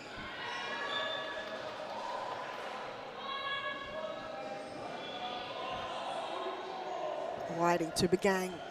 Duong. Campbell. Malloy, how many times has she intercepted the ball? She's read that so well. Absolutely just turning things around here for Evolution. She's intercepted the play on, I would say, at least 3 occasions that's resulted in goal opportunity. As Duong clears it away. Side ball. Was it side ball or corner kick? No, corner. Molly Burke to Galanos, hits the post. Ball is still live. Halberg gets rid of it. It's still Melbourne Evolution ball. Side ball on the far end of the court. The post this time round is in the favour of Halberg. Davies! Again, it's in their favour. It hits the post. The post have received so much action in this game. It's been a saviour for Halberg. But how many lives have they got? As Rebecca Davies will bring in the side ball. Short to Nikki Galanos. Amy Whiting on the counter. Though a lot of the Evolution players quick to track back. And probably not the best kick we've seen from Nikki Galanos, as she gives away a side ball. 8.5 minutes remaining in this game. Last game of round 8. There's still quite a few fans in the stands right now. I think a lot of the fans are family and friends of Mariella Begang. Amy Whiting's mum is also in the stands. Big supporter, always here when Amy is playing serious futsal. Whiting couldn't get the ball ahead, and Galanos quick to apologise. Halberg United look to reset. Had a few fans in the stands earlier for Western United, but it looks like they've all fizzled out. If you are nearby, I would recommend to swing by Thomastown, just off Settlement Road, every Wednesday evening. You know where to find us. And if you can't, you can always watch it live streamed. Halberg United still unable to find a way to get a goal in it. The gang looks to header it. Gets pushed. Or did she fall on her own feet? Burke lays it off to Malloy. It's his the post again. Oh my word, that post. There must be some magnet force field drawing in the ball to that post, the left side post of Paige Daly. Gotten Halberg United out of danger. It's Begang to DeWong. As Halberg have called a timeout with 6 minutes 50 to go in this half. We'll take another break. Don't go anywhere.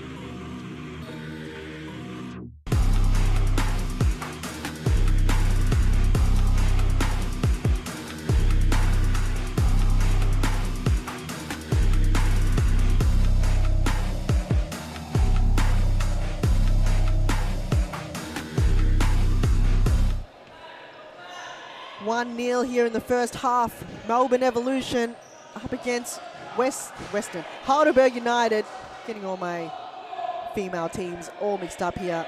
The final game of round 8. And it's still anyone's game. Can Halberg United find a way back to equalise?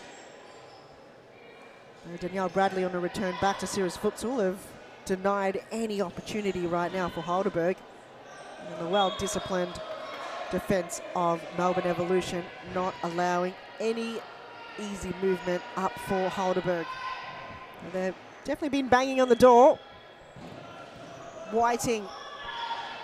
Molly Burke defended that well to Greta Jowett-Smith. Whiting, not sure what her idea was, probably trying to nutmeg Jowett-Smith.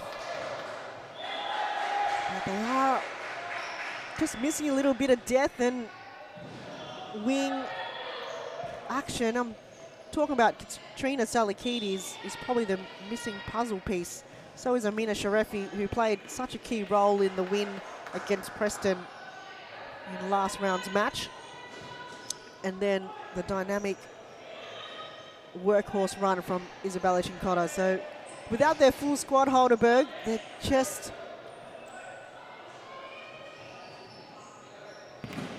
missing a little bit of the mark there and finding themselves more on the back foot in tonight's game. If it wasn't for an error from Paige Daly, they would be on equal terms. Galanos to Davies. Malloy. Evolution will try to maintain possession here. Malloy takes on the team, crashes through. Eventually, DeWong's had enough and kicked that ball to safety. Davies will bring it in, run in front of the Evolution bench, and we'll just give it away.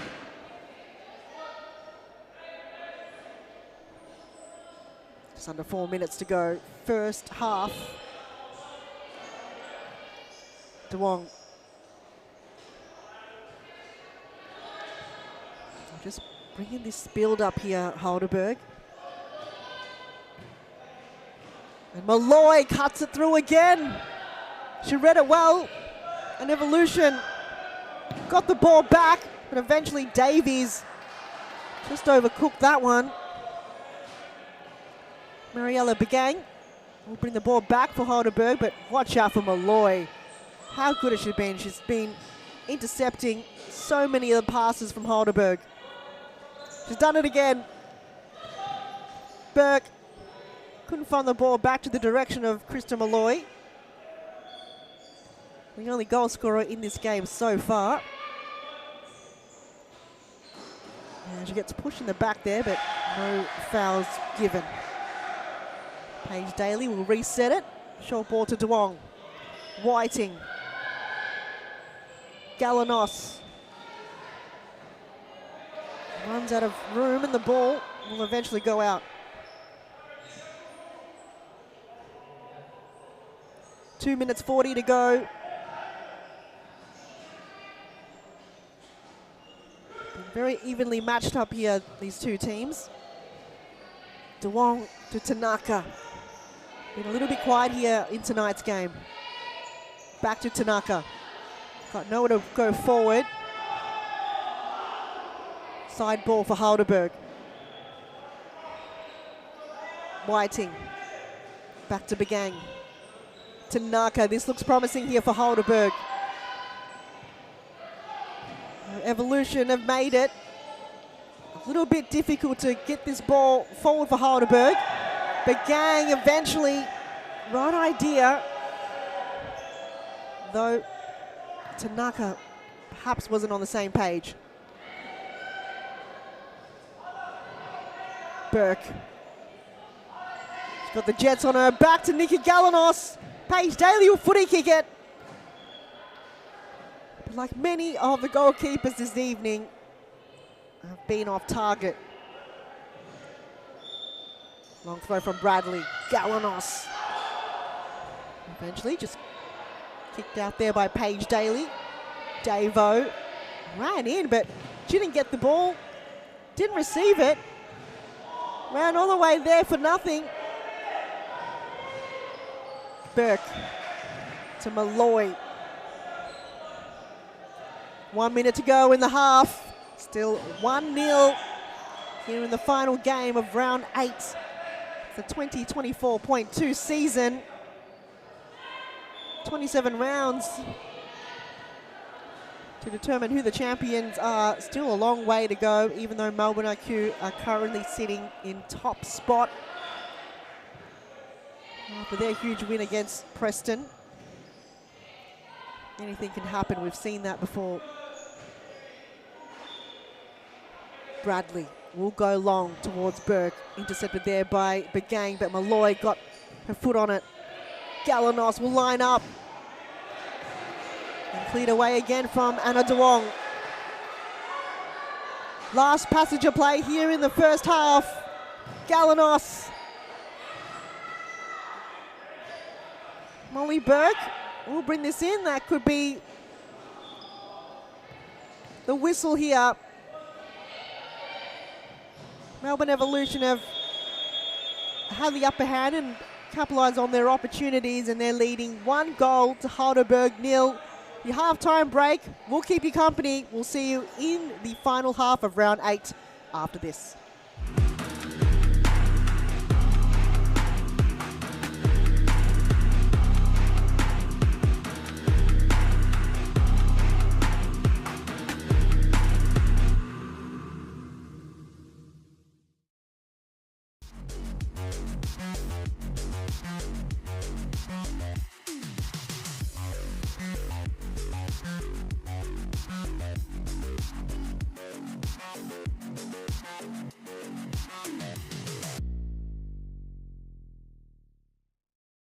Halo, salam olahraga untuk seluruh pencinta futsal di Indonesia.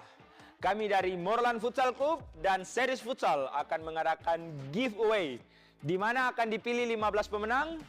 Masing-masing pemenang akan mendapatkan 1 jersey original dari Morlan Futsal Club. Syaratnya sangat gampang, langsung saja follow akun Instagram ini dan akan dipilih selama 5 hari ke depan. Jadi tunggu apa lagi? Let's go!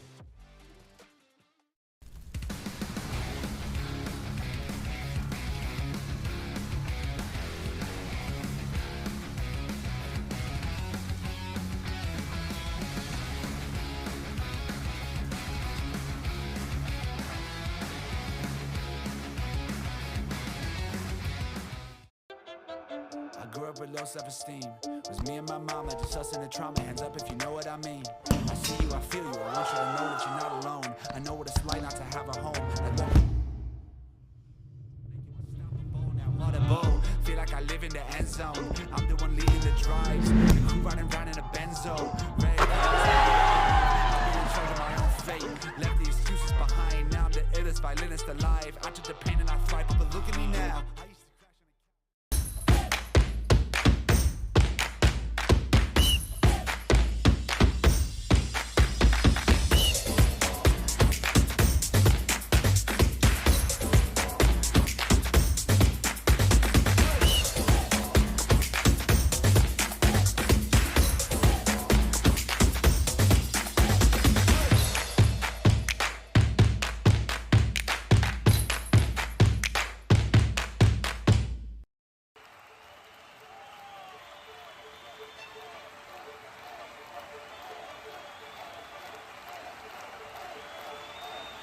A good futsal player has to be intelligent. It's the most important quality in a futsal player because a futsal player is very fast, and you have to think really fast. You don't have time, you don't have a space. They have to enjoy the game. This finally, futsal or football or basketball or tennis, it's only a game, so they have to enjoy. If they don't enjoy the game, they don't improve. No, they know that we know as coaches that every day is good for improving your level, so you have to work hard every day. It's detail, it's important for improve your career. The group is the key of success. If you don't have a union group, you can win some matches, you can win some tournaments, but finally you don't win the World Cup or you don't win the European Championship. You need a strong group and everybody go in the same direction. The futsal is totally different than in Europe or in other countries. The last half of round 8 underway as Melbourne Evolution in the lead by 1 goal scored by Kristen Malloy, number 22. And since then, the teams have been banging on the door, however, still haven't found the ball into the back of the net. Will it change it around here in the second half? A late game for everyone involved, but the energy and intensity still at its utmost high, as always showcasing the best of the best here in women's futsal in Victoria. Evolution in the white and blue shorts, Halberg in the yellow and black, kicking from left to right. And what a game to close up round 8. What an entertaining round it has been. If you've missed the first couple of 3 games, I would recommend go back and re-watch it. It's all on the one stream, so you don't have to go back and find another link. There's a foul there for Emily Tanaka for Halberg. And who will line up to take this one? Mariella Begang will put her hand up. I would say she may try to find Emily Tanaka to her right. Would be an option. Or Anna DeWong on the far left. Going to go for it anyway, and a save from Danielle Bradley. Went past the wall. Right idea there from Mariella Begang. Is a second attempt. Saved there by Bradley. And Tanaka missed the mark on getting the crumbs. And she saved it. DeWong. Halberg United looking a little bit more lively coming in from the break. Campbell shoves her opponent out of the way. Throw towards Molly Burke.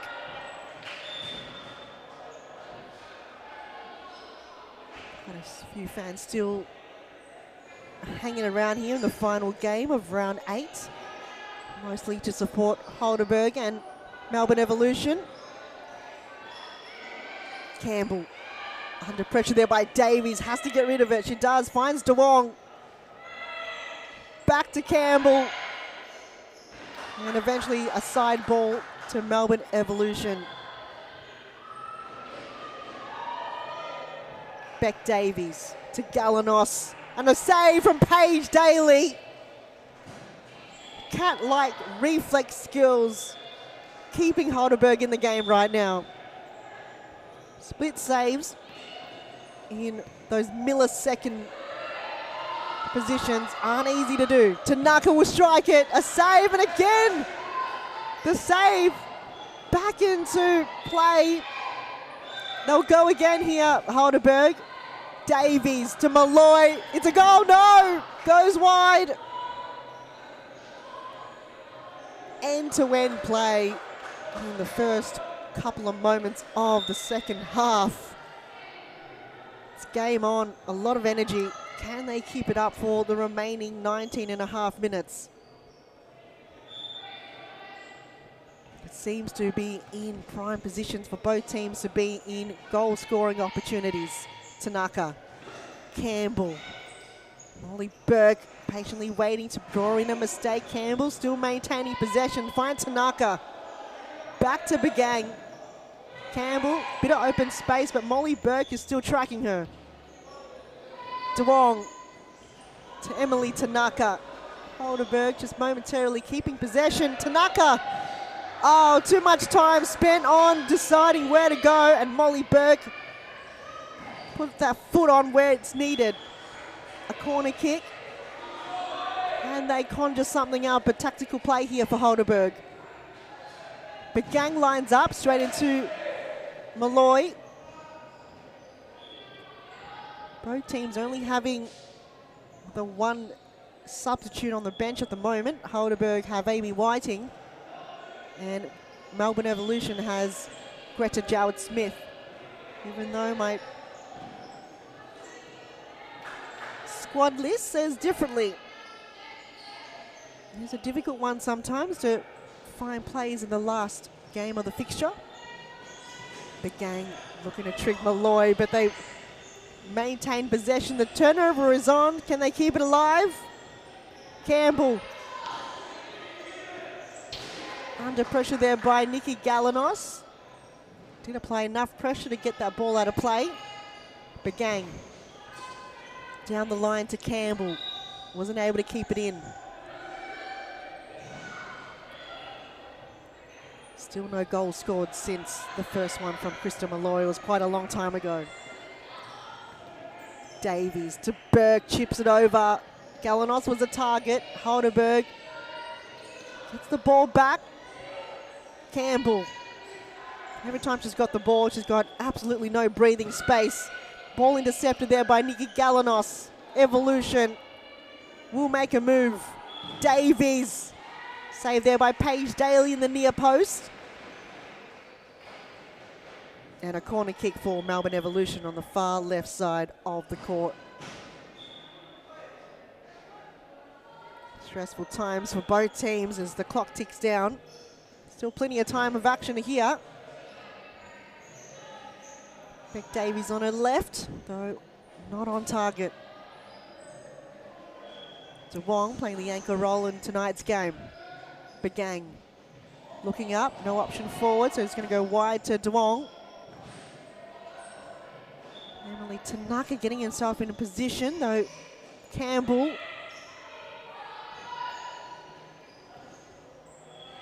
again just got Evolution players breathing down her necks at all time.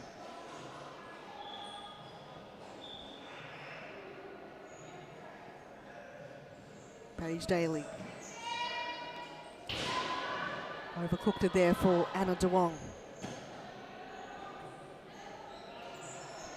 Nikki Galanos goes back to Beck Davies.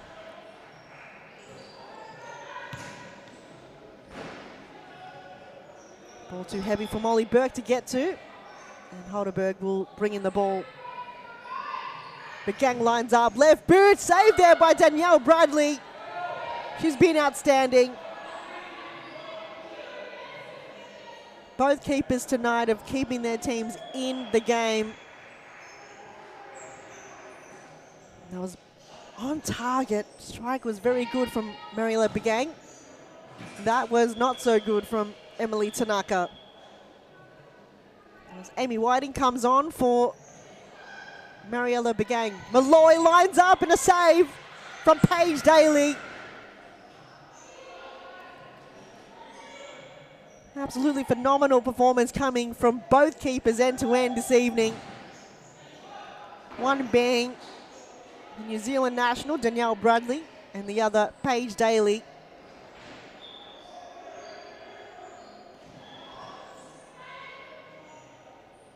And she looks to clear. Tanaka.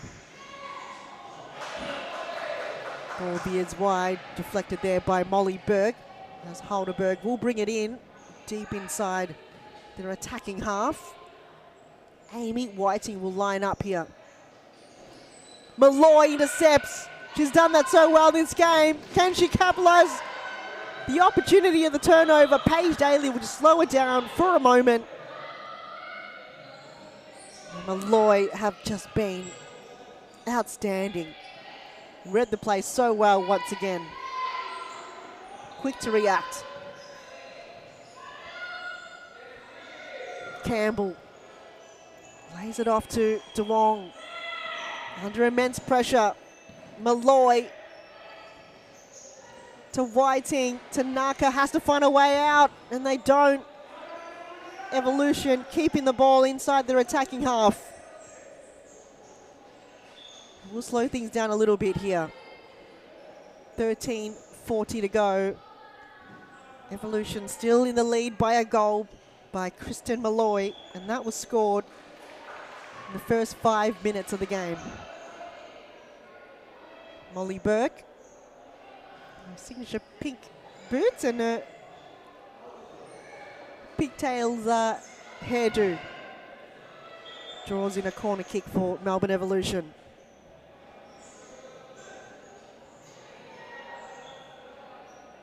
Will this go to a penalty shootout, or will Evolution get home with a win? Paige Daly denies Beck Davies again. Ball goes back to Beck Davies. The referee have called a foul. I think it was a handball called.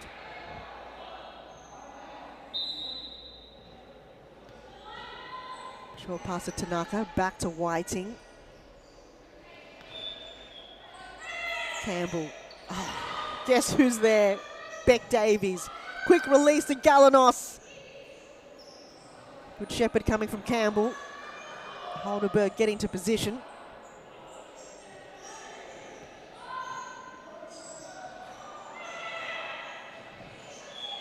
Campbell able to bring it to ground, though couldn't keep it in for Halberg. Still trailing, still unable to find the back of the net in this game.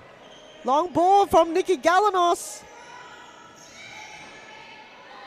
Quick release, Campbell. Halberg will build up the play again. But look how well Melbourne Evolution have been set up. DeWong to Campbell. final third just haven't been on point for Halberg this evening.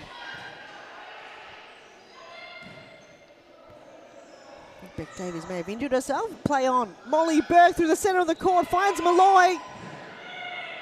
Paige Daly blocked it. And it's going to be a side ball for Halberg. But Malloy, in every action, in every situation where possible for goal scoring opportunity. Can she find her second? De Wong holding the play momentarily to Whiting. And eventually couldn't get the ball to where they needed with 11 minutes remaining in this game. And Evolution holding on the lead just for a moment. Can they keep it this way? Halberg, can they find the equaliser? Begang wasn't able to get the ball back. Headers it. Molly Berg has been such a workhorse this evening.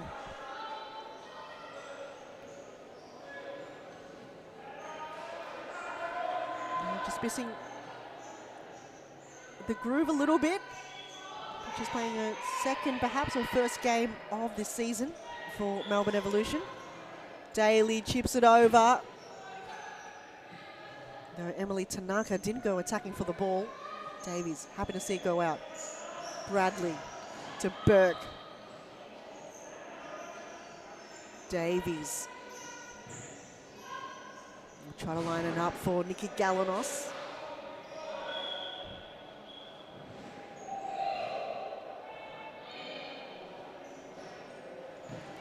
Long throw from Paige Daly, but Davies got to the ball first. And Malloy will find Burke.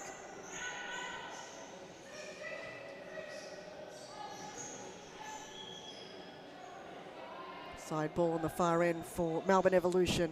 9.5 minutes to go. And the ball will go out of play. Halberg have caught a timeout in the second half. We'll take a break. It's Melbourne Evolution 1, Halberg 0.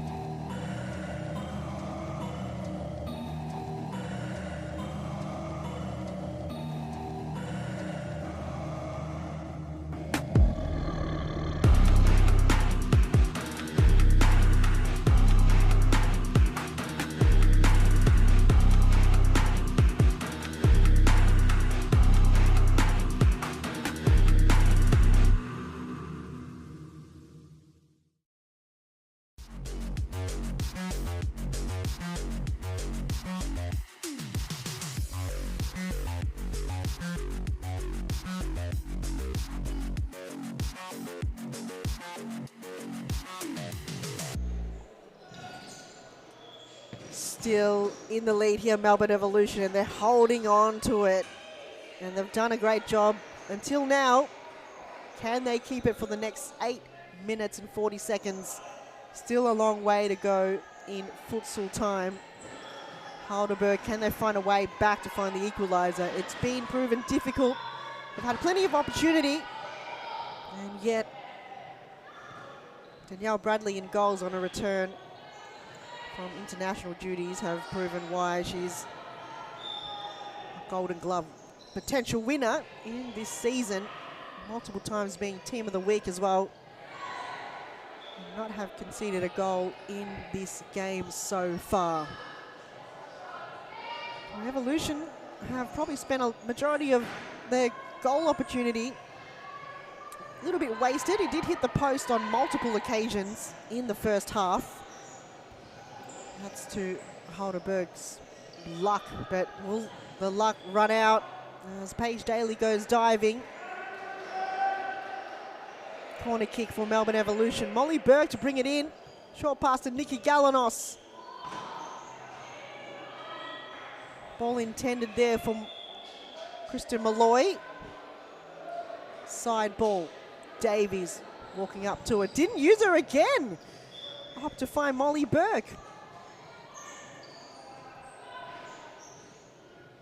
Halberg, quick to underarm throw from Paige Daly. And Molly Burke, the workhorse, intercepted that. Tanaka. To Whiting, straight into Beck Davies. Oh, she'll feel that. Just going to put your body on the line. Second again there after Rebecca Davies. Oh, that's a stinger. Ilburn. I think she might need some padding or something. I think she's going to take more of those shots from Amy Whiting. No, this time round. Beck Davies wasn't in the firing shot there. Daly under pressure. And Amy Whiting just has to flick it out to safety. Bradley looking to find Malloy, didn't get there. Looking for the scissor kick. Don't think that happened. DeWong. Emily Tanaka have been playing the target role, but she hasn't been able to get possession where it needs to be. That looks better. Patiently waiting though. Took too much time on it. In the end, Beck Davies denied her the opportunity. Corner kick for Halberg. Emily Tanaka has to go all the way to the right to collect the ball. No, side ball rather. Good block there coming from the wall. This time it is a corner kick for Halberg. Mariella Begang. It's going to go all the way back to Paige Daly. Tanaka looking the anchor roll a lot better now, but look how many Evolution players swarm. She's got nowhere to go. DeWong looks to chip it over Galanos. And the time is ticking, 5 minutes to go. Only takes a goal. The next goal will win. And Malloy looking for a second. Paige Daly keeping it at just one goal for the moment. Malloy to Galanos. Begang on the counter-attack. To DeWong, can she keep it in? She keeps it alive for Halberg. Begang looks to find Tanaka, didn't get there. And eventually, Molly Burke just has to get rid of it. Next goal will win, and I said that last week and it didn't happen. But Halberg has to score the next one if they want to keep themselves in the game, and if Evolution score the next one, it'll be more impossible for Halberg to get back in the game. High stakes at the moment, and the stress levels are quite high for both teams. Evolution have just been so solid in defending in this game. You see them just pressing. Look how high they press. Malloy will wait patiently for a mistake, which they've just drawn in there. Keeper throw in. Bradley, no, never mind. It was side ball. Davies finds Molly Burke on the left side. Malloy looking for the 1-2. Good pressure coming from Halberg. Mo'ofatea have called a timeout for Melbourne Evolution. Don't go anywhere, everyone. The final moments of the game coming up right after this.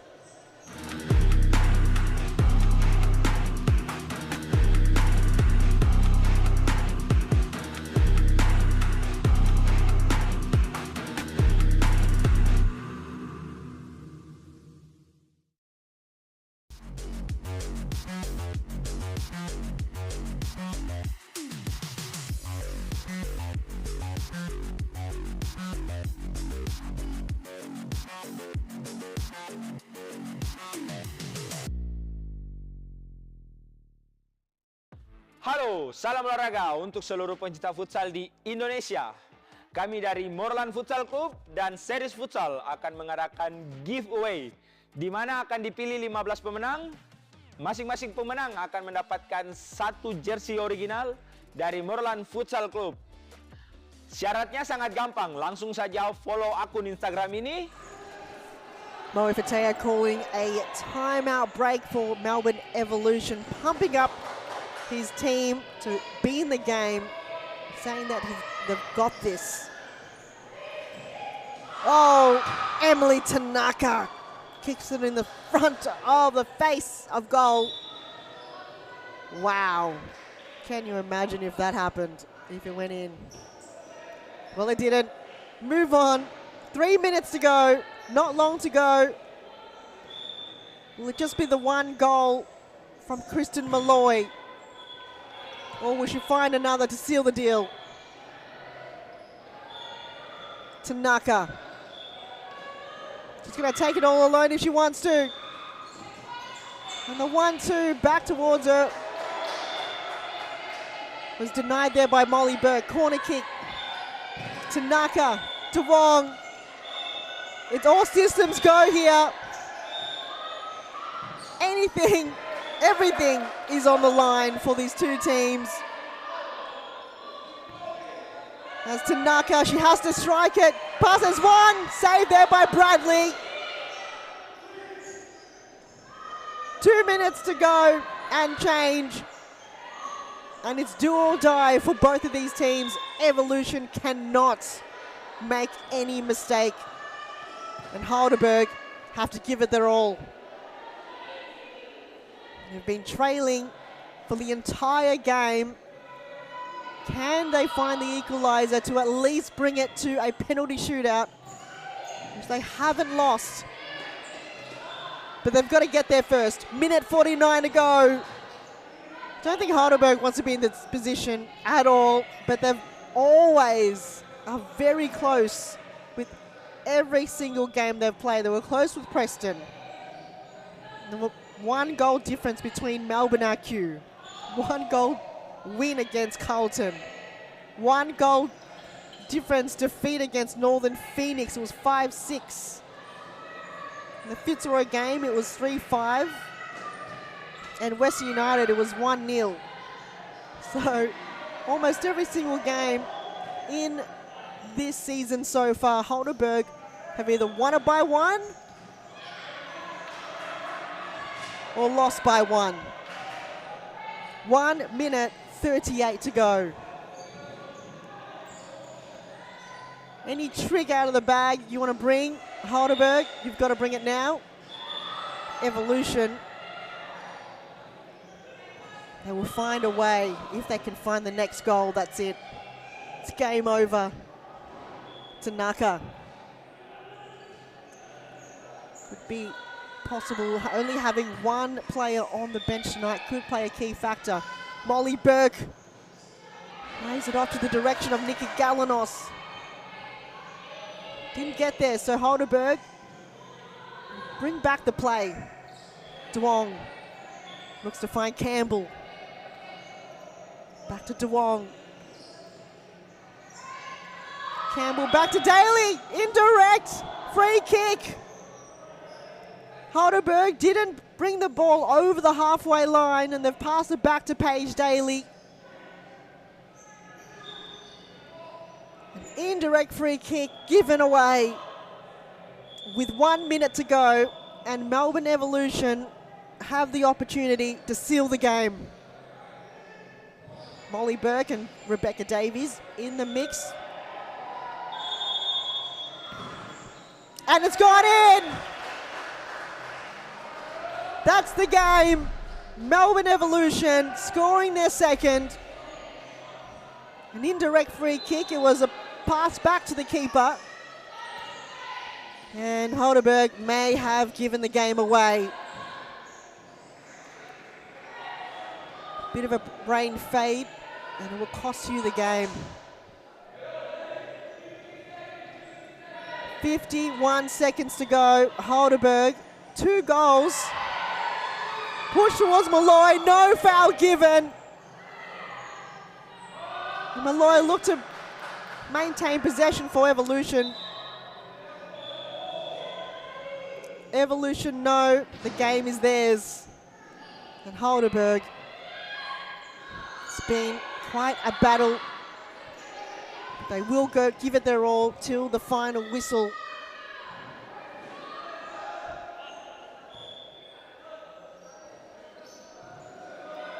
Intercepted there, Whiting.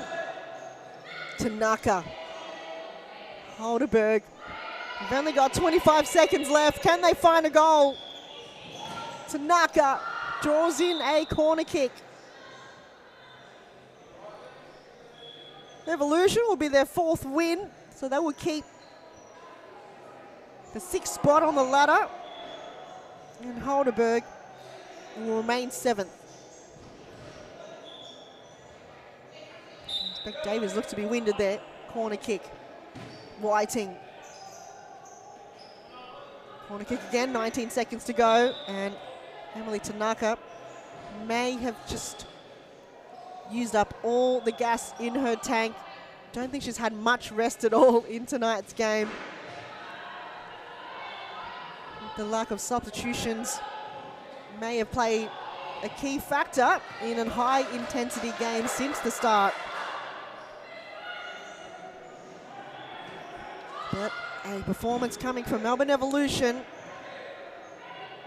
Their defensive strategy have worked so well in their favour, and Danielle Bradley have just come out stopping every single thing coming in her tracks for tonight on a return back to Series Futsal. Paige Daly is going to footy kick it, and Bradley happy to let that go out. 5 seconds to go, and to close up round 8, Melbourne Evolution will go home with their 4th win of the season, and Halberg their 5th loss.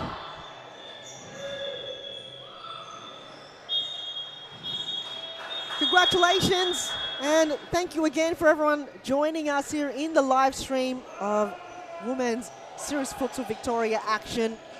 We hope to bring you a player of the match interview. And we're here back every Wednesday for round 9 action next Wednesday evening. Don't miss it. You know where to find us on YouTube, on WeFroth, and on Facebook.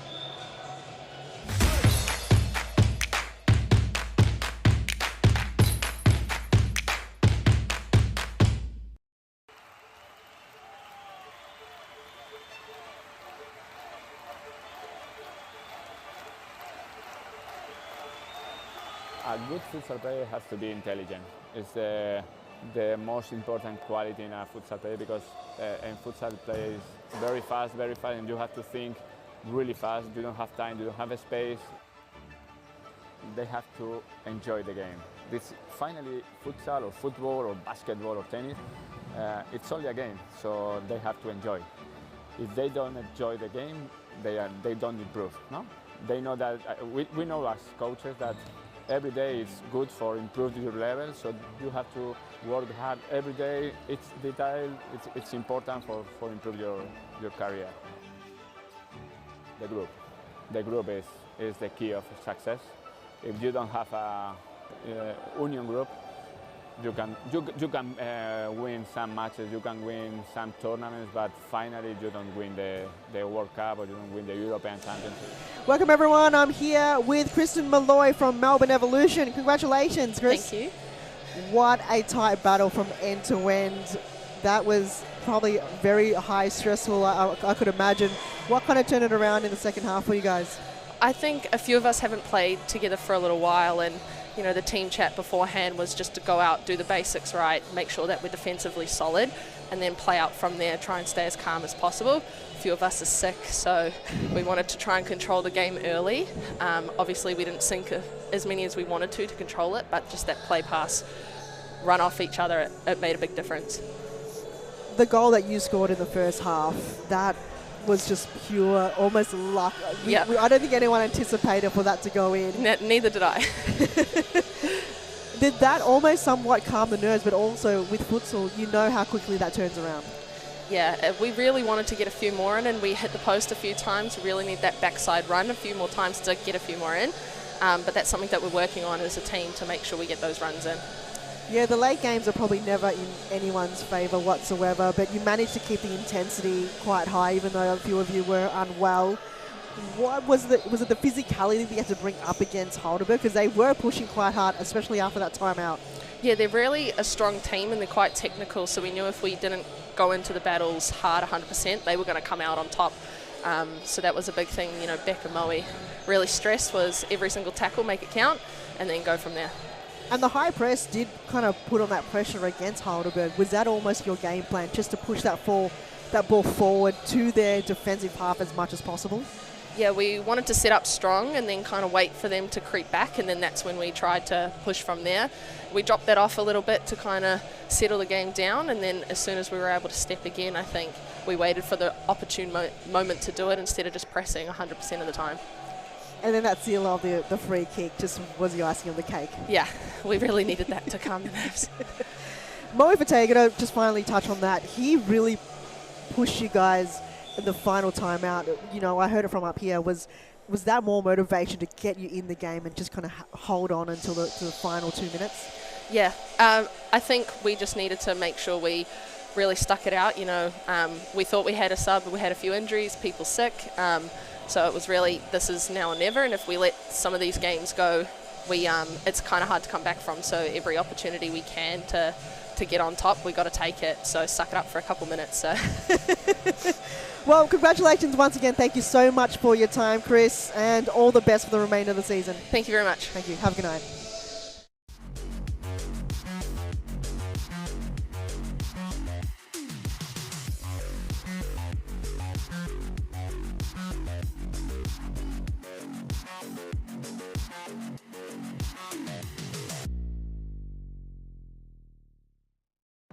Halo, salam olahraga untuk seluruh pencinta futsal di Indonesia. Kami dari Morlan Futsal Club dan Series Futsal akan mengadakan giveaway di mana akan dipilih 15 pemenang. Masing-masing pemenang akan mendapatkan satu jersey original dari Morlan Futsal Club. Syaratnya sangat gampang, langsung saja follow akun Instagram ini dan akan dipilih selama 5 hari ke depan. Jadi tunggu apa lagi? Let's go!